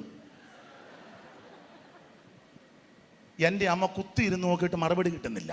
കാരണം 2ഉം പുള്ളിയാ പറഞ്ഞത്. മണ്ണെണ്ണ തീരുമ്പം വിളക്ക് കിടും. അതാ വളഞ്ഞ വഴി കൂടെ ആര് പോകുന്നു? വഴിപോക്കര് പോകുന്നു. ഞാനും കുഴഞ്ഞു. ഒന്നുകൂടെ വായിച്ചോ സഹോദരി, 6-ാം വാക്യം. അനാഥൻ പുത്രനാം ശങ്കരൻ നാളിലും യായേലിൻ കാലത്തും പാതകൾ ശൂന്യമായി, വഴിപോക്കർ വളഞ്ഞ വഴികളിൽ നടന്നു. ശ്രദ്ധിച്ചേ, ദൈവദാസി ഇങ്ങോട്ട് നോക്കിക്കേ. ഈ വളഞ്ഞ വഴി കൂടെ പോകുന്നത് ആരാന്ന് ചോദിച്ചാൽ നേരായി പോകാത്തത് ആരാ? നിങ്ങൾ ശ്രദ്ധിച്ചേ, ഇങ്ങനെ പോകുന്നത് ആരാ? ഇന്ന് വരെ ഒരു പാമ്പ് സ്കെയിൽ പിടിച്ച പോലെ പോകുന്നത് നിങ്ങൾ കണ്ടിട്ടുണ്ടോ? യോ, ഞങ്ങളുടെ അതിലേക്കൂടെ ഒരു പാമ്പ് വന്ന് സൂക്ഷ വര ഇട്ടത് കൂടെ വളഞ്ഞ വഴിയെ കൂടാ. അത് സാറ് കൊടുത്തു. തിരിയക്കാം എനിക്കിത്ര ശ്രേഷ്ഠത വരുത്തിയ വീര്യസൽ ഭുജങ്ങൾ അശിക്കാൻ നിഷിദ്ധമോ. തിരിയക്ക് വളഞ്ഞ വഴി. അപ്പൊ എല്ലാം വിവരിക്കുന്നില്ല. അപ്പൊ ഇവിടെ വായിക്കുന്നത്, അനാഥ്യപുത്രനായ ശങ്കരൻ നാളിലെ യായേലും കാലത്ത് പാറകൾ ശൂന്യമായി വഴിപോക്കർ വളഞ്ഞ വഴികളിൽ കൂടി നടന്നു. ദബോറയാകുന്ന ഞാൻ എഴുന്നേക്കുന്നത് വരെ, ഇസ്രായേലി മാതാവായിട്ട് എഴുന്നേക്കുന്ന നാൾ വരെ നായകന്മാർ ഇസ്രായേലി അശേഷമില്ല. അവർ നൂതന ദേവന്മാരെ വരിച്ചു, ഗോപുരദ്വാരത്തിൽ യുദ്ധം ഭവിച്ചു. അടുത്ത വാക്യം, ഇസ്രായേലിന്റെ 40,000 മധ്യേ, ഇസ്രായേലിന്റെ 40,000 മധ്യേ പരിചയം കുന്തവും പരിചയമില്ല, കുന്തവുമില്ല. അപ്പൊ എത്ര പേർക്ക് ആയുധമില്ലാത്തത്? 40,000. ആൾക്കാർ ഇഷ്ടം പോലെ ഉണ്ട്, പക്ഷെ ആയുധം പലർക്കുമില്ല. നമ്മൾ പറയില്ലേ, നേരത്തെ ചെന്നില്ലേ സീറ്റ് കിട്ടുകയില്ല. ആയിക്കോട്ടെ, ആയുധം എത്ര പേർക്കുണ്ട്? നേരത്തെ ചെന്നില്ലേ പാർക്കിങ്ങിന്? ആയിക്കോട്ടെ, ആയുധം എത്ര പേർക്കുണ്ട്? 40,000 എണ്ണത്തിന് ആയുധമില്ല. അപ്പൊ ശ്രദ്ധിക്കുക, ഗോലിയാത്ത് വെല്ലുവിളിച്ചപ്പോൾ ഈ വീരന്മാര് ശൂരന്മാര് പുറകോട്ട് ഓടാൻ കാര്യം, ഒറ്റയൊരുത്തന്റെ കയ്യിൽ ആയുധമില്ല. 40,000 എണ്ണത്തിനുമില്ല. ഇനി ആയുധം ഉള്ളതാർക്ക്? അടുത്ത വാക്യം വായിച്ച ദൈവദാസി. ശൗലിനും അവന്റെ മകൻ യോനാഥാനും മാത്രമേ ഉണ്ടായിരുന്നുള്ളൂ. കൃത്യത്തിന് വായിച്ചു തരുന്നുണ്ട്. ദൈവം അനുഗ്രഹിക്കട്ടെ. പേരെന്തുവാ? എലിസബത്ത്. എലിസബത്ത്. പാഷയുടെ ഭാര്യ വല്ലോ ആണോ? അല്ല, അല്ല.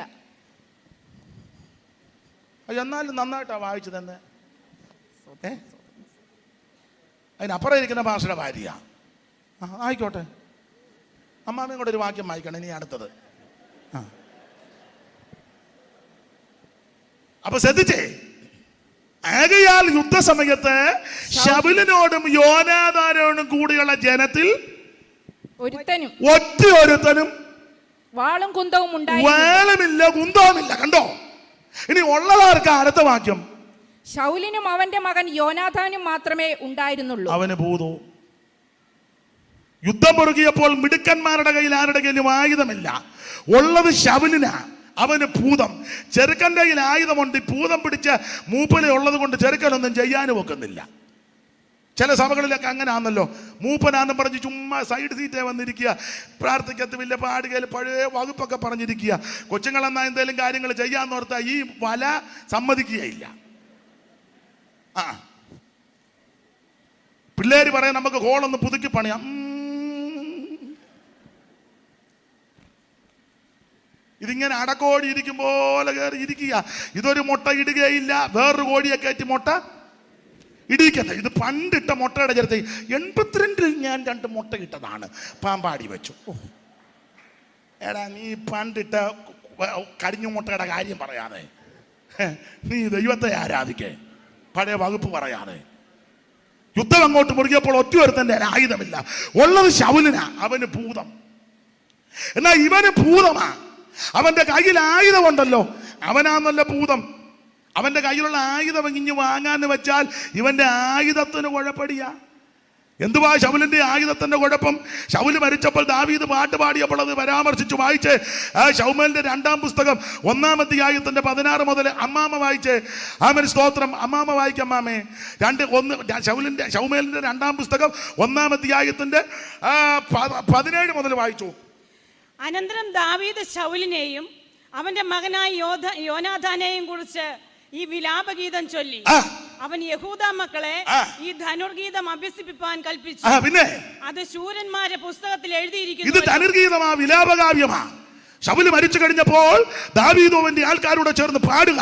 അപ്പൊ ദാവീദ് ധനുർഗീതം അഭ്യസിപ്പിക്കാൻ കൽപ്പിച്ചു. അത് ശൂരന്മാരുടെ പുസ്തകത്തിൽ എഴുതിയിരിക്കുന്നുവല്ലോ. പിന്നെ ഇസ്രായേലേ നിന്റെ പ്രതാപമായവൻ, നിന്റെ ഗിരികളിൽ നിഗതന്മാരായി പട്ടുപോയതെങ്ങനെ ഗത്തിൽ പ്രസിദ്ധപ്പെടുത്തരുത്. അസ്കലോം വീതികളിൽ ഘോഷിക്കരുത്. ഫെലിസ്ത്യപുത്രിമാർ സന്തോഷിക്കുകയും അരുത്. അഗ്രചർമ്മികട കന്യകമാർ ഉല്ലസിക്കുകയും അരുത്. ഗിൽബോവ പർവ്വതങ്ങളെ, നിങ്ങളുടെ മേൽ മഞ്ഞോ മഴയോ വഴിപാട് നിലങ്ങളോ ഉണ്ടാകാതിരിക്കട്ടെ. അവിടെയല്ലോ വീരന്മാരുടെ പരിച എറിഞ്ഞ് കളഞ്ഞത്. അടുത്ത വാക്യം, ശൗലിന്റെ തൈലാഭിഷേകം ഇല്ലാത്ത ശൗലിന്റെ തൈലാഭിഷേകം ഇല്ലാത്ത പരിച എന്ന് പറഞ്ഞാൽ അവൻ യുദ്ധം അങ്ങോട്ട് മുറുകിയപ്പോൾ ഒറ്റയൊരുത്തന്റെ കയ്യിൽ ആയുധമില്ല. ഞാൻ ഒടുവിലായിട്ട് ഇങ്ങനെ അങ്ങ് പറഞ്ഞു നിർത്താൻ, പ്രസംഗത്തിന്റെ വിഷയം ഇതാ: എതിർത്ത് നിൽക്കണം, എന്നാൽ അവൻ നിന്നെ വിട്ടുകൂടും. എന്നാൽ ഇവിടെ കണ്ട കാഴ്ച, ഗോലിയാത്ത് എതിർത്ത് വന്നപ്പോൾ വീരന്മാരും ശൂരന്മാരുമായ സകലയുണ്ടോ പുറകോട്ടോടി. എന്തുകൊണ്ട് പുറകോട്ടോടി? പേടിച്ചിട്ടല്ല, ഒറ്റയൊരുത്തന്റെ കയ്യിൽ ആയുധമില്ല. എത്ര പേർക്ക് ആയുധമില്ല? 40,000. ഉള്ളവർക്കാ അത് ശൗലിന്. അവന് ഭൂതം. എന്നാ അവന് ഭൂതമാ, അവന്റെ ആയുധം വാങ്ങാന്ന് വെച്ചപ്പോൾ ഇവിടെ എഴുതിയിരിക്കുക, ശൗലിന്റെ തൈലാഭിഷേകം ഇല്ലാത്ത പരിച. ഒരു കാര്യം ദൈവമക്കളോട് പറയാ, എടാ, അഭിഷേകമുള്ളവന്റെ കയ്യിൽ ഒരു ചുള്ളിക്കമ്പ് കിട്ടിയാൽ അതിലും അഭിഷേകമുണ്ട്. അതിൽ അഭിഷേകം വ്യാപരിക്കും. ആത്മനിറവും ആത്മശക്തിയും പ്രാർത്ഥനാ വീരന്മാരും പ്രാർത്ഥിച്ച് പോരാടുന്ന ഒരു ദൈവദാസൻ എഴുന്നേറ്റ് ഒരു വാക്യം പറഞ്ഞാൽ മതി, പരിശുദ്ധാത്മാവ് ഇടപെട്ടോണ്ടിരിക്കും. ദൈവകൃപയുള്ള നീ എഴുന്നേറ്റ് ഒരു ഹല്ലേലൂയ പറഞ്ഞാൽ മതി, അതിനകത്ത് കൃപ വ്യാപരിച്ചോണ്ടിരിക്കും. ദൈവകൃപയുള്ള നീ 2 ശീലി പാട്ട് പാടിയാ മതി, അതിനകത്ത് അഭിഷേകം വ്യാപരിക്കും. Price the Lord. ഞാൻ എപ്പോഴും പറയും, ശിംശോൻ ഫെലിസ്ത്യരെല്ലാം കൂടെ വന്ന് വട്ടമിട്ട് നിൽക്കുക. ശിംശോൻ നോക്കുമ്പോൾ കയ്യിലൊന്നുമില്ല. വട്ടമിട്ട് നോക്കിയപ്പോൾ താണ്ട കിടക്കുന്ന കഴുതയുടെ മച്ചത്താടിയല്ലേ ചാടി ഇങ്ങോട്ട് എടുത്തു. കുന്നൊന്ന്. സൈമൺ സാറ് കൊടുത്തിരിക്കുന്ന പ്രയോഗം ഇങ്ങനെ: കാശിന് കൊള്ളാറുള്ള കരത്തിന് താടിയല്ലാൽ നാസിറായ ഒരു ശിംശോൻ 1000 ഫെലിസ്ത്യരെക്കാശിനി തന്നിൽ കൊന്നു വീഴ്ത്തുവാ കഴിഞ്ഞെങ്കിൽ ഈശനെ നിനക്കെന്നാൽ ദുസ്സകമെന്തെന്നുള്ളൂ. കാക്കാശന് കൊള്ളുന്നതല്ല കഴുത. കഴുതയുടെ താടിയല്ല ഒന്നിനും കൊള്ളുകയല്ല. ഫെലിസ്ത്യരെല്ലാം കൂടെ വന്നങ്ങോട്ട് ശിംശോനെതിരെ അണിനിരന്നപ്പോൾ ശിംശോന്റെ കയ്യിൽ ആയുധമില്ല. വട്ടമിട്ട് നോക്കിയപ്പോൾ ആകെ കൂടെ കണ്ടത് കഴുതയുടെ പച്ചത്താടിയല്ലേ. ചേടി ഇങ്ങോട്ടങ്ങ് എടുത്ത് കഴുതയുടെ താടിയല്ലേ. എൻ്റെ അഭിപ്രായം അങ്ങോട്ട് പറയാ, കഴുതയുടെ താടിയല് ശിംശോന്റെ മേൽ കിട്ടിയപ്പോൾ താടിയല്ലിലും കൂടെ അഭിഷേകം വ്യാപരിച്ചു. കാരണം ഇവൻ നാസി വ്രതസ്ഥനാ, അമ്മയുടെ കുതിരം മുതലേ വ്രതസ്ഥനാ. എല്ലാവരുടെയും കയ്യിലൊന്നും കിട്ടിയാൽ അഭിഷേകം വ്യാപരിക്കുകയല്ല, വ്രതസ്ഥന്മാരുടെ കയ്യിൽ കിട്ടണം. ശിംശോൻ അമ്മയുടെ കുതിരം മുതലേ വ്രതസ്ഥനാ. മാനോഹയുടെ വീട്ടിൽ ദൂതൻ വന്നപ്പോൾ ദൂത് പറഞ്ഞു, ഒരു കുഞ്ഞിനെ ഉരുവാകാൻ പോകുക, ഒരു കുഞ്ഞ് ജനിക്കാൻ പോകുക, അവൻ യഹോവയ്ക്ക് നാസീർ ആയിരിക്കണം. മുന്തിരി കടിക്കരുത്, കാടി കുടിക്കരുത്, തൊലി തിന്നരുത്, കുരു തിന്നരുത്. മുന്തിരിയുടെ ഉണങ്ങിയോ പച്ചയോ ഒന്നും ഭുജിച്ചേക്കരുത്. ശവത്തെ തൊടരുത്. അപ്പനോ അമ്മയോ സഹോദരനോ സഹോദരിയോ ആരും മരിച്ചാലും അടുത്ത് ചെന്ന് ശവത്തെ തൊട്ട് അശുദ്ധനാക്കരുത്. യഹോവയുടെ ആശീർവാദം നിന്റെ ശിരസിലിരിക്കുക. അങ്ങനെ വ്രതസ്ഥനായ ആത്മശക്തിയുള്ള ശിംശോൻ അവൻ കയ്യിലൊന്നുമില്ലാതിരിക്കെ ഒരു തേടിയെടുത്ത് അങ്ങോട്ട് കഴിഞ്ഞപ്പോൾ അതിൽ അഭിഷേകം വ്യാപരിച്ചു. എന്നെ കേൾക്കുന്ന ദൈവദാസന്മാരെ, ദൈവമക്കളെ, നീ ആത്മനിറവിൽ ദൈവത്തെ ആരാധിക്കുമ്പോൾ, നീ പരിശുദ്ധാത്മ നിറവിൽ ജീവിക്കുന്നെങ്കിൽ നിന്റെ കയ്യിൽ നിസാരമായ കഴുതയുടെ തേടിയല്ല മതി. അതുകൊണ്ട് ദൈവം അത്ഭുതം ചെയ്യിപ്പിക്കും. എടാ, പെന്തിക്കോസിലെ ആൾക്കാർ വന്നതും ഈ സഭ വളർന്നത് പഠിത്തത്തിന്റെ മെച്ചം കൊണ്ടോ പണത്തിന്റെ ഹുങ്ക് കൊണ്ടോ ആൾബലം കൊണ്ടോ കായബലം കൊണ്ടോ ഒന്നും ഉണ്ടായതല്ല. അവൻ പ്രാർത്ഥിക്കുന്ന ആരാധിക്കുന്ന അഭിഷേകം പ്രാപിച്ചവനുണ്ടായിരുന്നു. നമ്മുടെ ജോൺ ഫിലിപ്പ് അച്ചായന്റെ അമ്മ, കത്തേക്കൊച്ചായന്റെ ഭാര്യ, അമ്മച്ചി വിയപുരംകാരിയ, വീട്ടുപേര് ഞാൻ മറന്നുപോയി, തോട്ടുപറമ്പിലെ നമ്മുടെ എം ഇ വർഗീസ് മാസ്റ്ററുടെ വീടിന് തൊട്ടടുത്ത്, മേക്കാട്ട വീടിനടുത്താ. അവർ ചേടത്തി അനിയത്തിയും 2 പേര്. ഇളയ കൊച്ചമ്മ അന്മാരിയടായിരുന്നു, തിരുവനന്തപുരത്തായിരുന്നു. ഈ അമ്മമാർ 2 കൂടെ യാക്കോബ പള്ളിയിൽ നിന്ന് രക്ഷിക്കപ്പെട്ട് പള്ളിക്കകത്ത് വെച്ച് അഭിഷേകം പ്രാപിച്ചു. ആത്മാവിൽ നിറഞ്ഞ് അന്യഭാഷ പറഞ്ഞു. അന്നത്തെ പള്ളിക്കാരും കുടുംബക്കാരും 2നും മട്ടാന്ന് പറഞ്ഞ് 2നെയും കൂടെ എടുത്ത് ആറ്റിലെറിഞ്ഞു. പായ്പാട്ടാറ്റില് മുങ്ങിയും പൊങ്ങിയും ആരോ കണ്ടോ എടുത്തോ ഒരു വീട്ടിൽ വലിച്ചു കയറ്റി അറയ്ക്കകത്ത് 14 ദിവസം ഇരുന്നു. 14 ദിവസം. നമ്മുടെ കോട്ടയത്ത് ഇപ്പോഴത്തെ സെൻട്രൽ പാസ് OE ഫിലിപ്പ് പാഷയുടെ അമ്മച്ചിയുടെ കാര്യമായി പറയുന്നത്. സ്തോത്രം. അറയ്ക്കകത്തിരുന്നു. എന്നോട് അമ്മച്ചി പറഞ്ഞതാ, ഒരു 30 കൊല്ലം മുമ്പ് വീട്ടിൽ, അന്ന് ഓർക്കുന്നുണ്ടല്ലോ വീട്ടിലെ യോഗം, എന്നോട് പറഞ്ഞതാ അഭിഷേകം പ്രാപിച്ചു. എന്നിട്ട് ഒടുവിൽ കൊച്ചമ്മ പറഞ്ഞതാ, ആ അഭിഷേകത്തിന്റെ ശക്തിയായി ഇന്നും എന്നെ നിർത്തുന്നെന്ന്. സ്തോത്രം, സ്തോത്രം. ആ അഭിഷേകത്തിന്റെ ശക്തി വ്യാപരിക്കും. അത് ആ കടുതയുടെ തേടിയല്ല കയ്യിലെടുത്തപ്പോൾ അഭിഷേകം വ്യാപരിച്ചു. സാറാ എഴുതിയിരിക്കുന്നത്, കാശിന് കൊള്ളാതുള്ള കരത്തിൻ താടിയല്ലാൽ നാസിറായൊരു ശിംശോൻ 1000 ഫലിസ്ത്യരെ കാശിനി തന്നിൽ കൊന്നു വീഴ്ത്തുവാൻ കഴിഞ്ഞെങ്കിൽ ഈശനെ നിനക്കെന്നാൽ ദുശകമെന്തെന്നുള്ളൂ. സപ്തവർണ്ണങ്ങളുടെ മിശ്രണമായുള്ള ഒരു സപ്തസപ്തിയും കിരണങ്ങളാൽ കാർമേഘവും ചിത്രവർണ്ണോജ്വലമാം ചാപമായി തീരുമെങ്കിൽ ഉത്തമാ നിൻ ദീപ്തിയാൽ എൻ ബുദ്ധി ശോഭിക്കില്ലേ. സൂര്യന്റെ കിരണങ്ങൾ കാർമേഘത്തിന്റെ അകത്തോട്ട് പതിക്കുമ്പോൾ വർണ്ണശബളമായ 7 വിധത്തിലുള്ള മഴവില്ല് ചാപം, ആ മഴവില്ല് വരുത്തുവാൻ ദൈവത്തിന് കഴിയുമെങ്കിൽ സർവജ്ഞനായ ദൈവം തൻ്റെ തൃക്കണ്ണ് കൊണ്ട് നിന്നെ പാർത്ത് കഴിയുമ്പോൾ നിന്റെ ബുദ്ധി തെളിയും, നിന്റെ സന്തതിയുടെ ബുദ്ധി തെളിയും. അവൻ ജ്ഞാനമില്ലെന്നും കഴിവില്ലെന്നും അറിവില്ലെന്നും പറഞ്ഞ് ആക്ഷേപിച്ചാൽ നീ പതറരുത്. ദൈവം തന്റെ കരത്തിൽ നിന്നെ ശക്തമായിട്ട് ഉപയോഗിക്കും. അവന്റെ ബലമുള്ള ഭുജത്തിൻ കീഴിൽ താണിരിക്കുക. ഗോലിയാത്തിനെ കണ്ട് നീ ഓടാനല്ല, നിന്നെ കണ്ട് അവൻ ഓടണം. ഇന്ന് രാത്രി ദൈവമക്കളോട് ദൂത് പറയുക, അവൻ നിന്നെ കണ്ട് ഓടണമെങ്കിൽ നീ ആയുധം ധരിച്ചടരാടണം. ഈ പോർക്കളത്തിന് ആയുധം ധരിക്കണം. ഞാൻ എൻ്റെ വാക്കുകൾ നിർത്തുക. നമ്മുടെ ആയുധം എഫേസ്യ ലേഖനത്തിൽ പഠിപ്പിക്കുന്നല്ലോ, സകലവും സമാപിച്ചിട്ട് ഉറച്ചു നിൽക്കാൻ കഴിയേണ്ടതിന് ദൈവത്തിന്റെ സർവായുധവർക്ക് ധരിച്ചുകൊള്ളുവീൻ. സത്യം നിങ്ങളുടെ അരയ്ക്ക് കെട്ടി നീതി എന്ന കവചം ധരിച്ച് സമാധാന സുവിശേഷം കാലിന് ചെരിപ്പാക്കി രക്ഷകരുടെ ശിരസ്ത്രം പേറി ആത്മാവിന്റെ വാളെടുത്ത് സകല പ്രാർത്ഥനയാല് യാചനയാല് ഏത് നേരത്തും ആത്മാവിൽ പോരാടി പ്രാർത്ഥിക്കുവാൻ ഇന്ന് രാത്രി എല്ലാവരും സമർപ്പിക്കുക. അവനെ കണ്ട് നീ ഓടാനല്ല, നിന്നെ കണ്ട് അവൻ ഓടണം. അവൻ നിന്നെ കണ്ട് ഓടണമെങ്കിൽ നീ സർവായുധവർഗം ധരിക്കണം. സത്യം നിങ്ങളുടെ അരയ്ക്ക് കെട്ടി. ആ സത്യം എന്തുവാ? സത്യം ക്രിസ്തുവും ദൈവത്തിന്റെ വചനമാ. ഞാൻ തന്നെ വഴിയും സത്യവും. ആരായിരിക്കണം അരക്കെട്ട്? ദൈവവചനം, സത്യവചനം. ആ സത്യവചനമാകുന്ന ക്രിസ്തു. സത്യം അരയ്ക്ക് കെട്ടി നീതി എന്ന കവചം. എടാ, നീതിക്ക് നിരക്കാത്ത ഒരു കാര്യത്തിൽ ഇടപെടരുത്. നീതി നമുക്ക് മുമ്പായിട്ട് പുറപ്പെടണം. അനീതിക്ക് കൂട്ടു നിൽക്കരുത്. അനീതിക്ക് നീ വെള്ളം വെക്കരുത്. അനീതിയിൽ രസിക്കരുത്. ഒരുത്തൻ അനീതി ചെയ്താൽ അവന്റെ കൂടെ പങ്കുകാരനാകരുത്. നീതിയോടെ വിധിക്കുന്നൊരു ദൈവ സ്വർഗത്തിലുണ്ട്. നിനക്ക് വേണ്ടി യുദ്ധം ചെയ്യുന്നൊരു ദൈവ സ്വർഗത്തിലുണ്ട്. ദൈവമക്കൾ നീതിക്ക് നിരക്കാത്ത ഒരു കാര്യത്തിലും ഇടപെട്ടേക്കരുത്.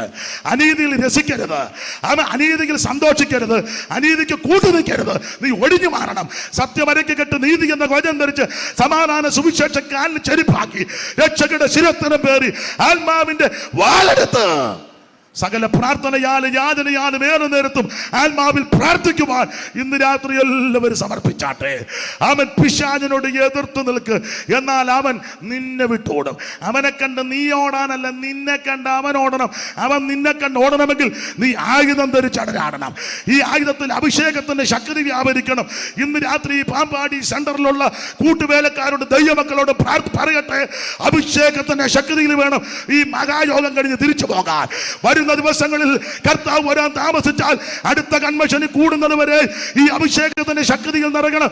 കൺവെൻഷൻ മാത്രമല്ല, കർത്താവിന്റെ വരവ് വരെ ആത്മശക്തിയിൽ അഭിഷേകത്തിൽ നിറയുവാൻ എല്ലാവരും ഇന്ന് രാത്രി സമർപ്പിച്ചാട്ടെ.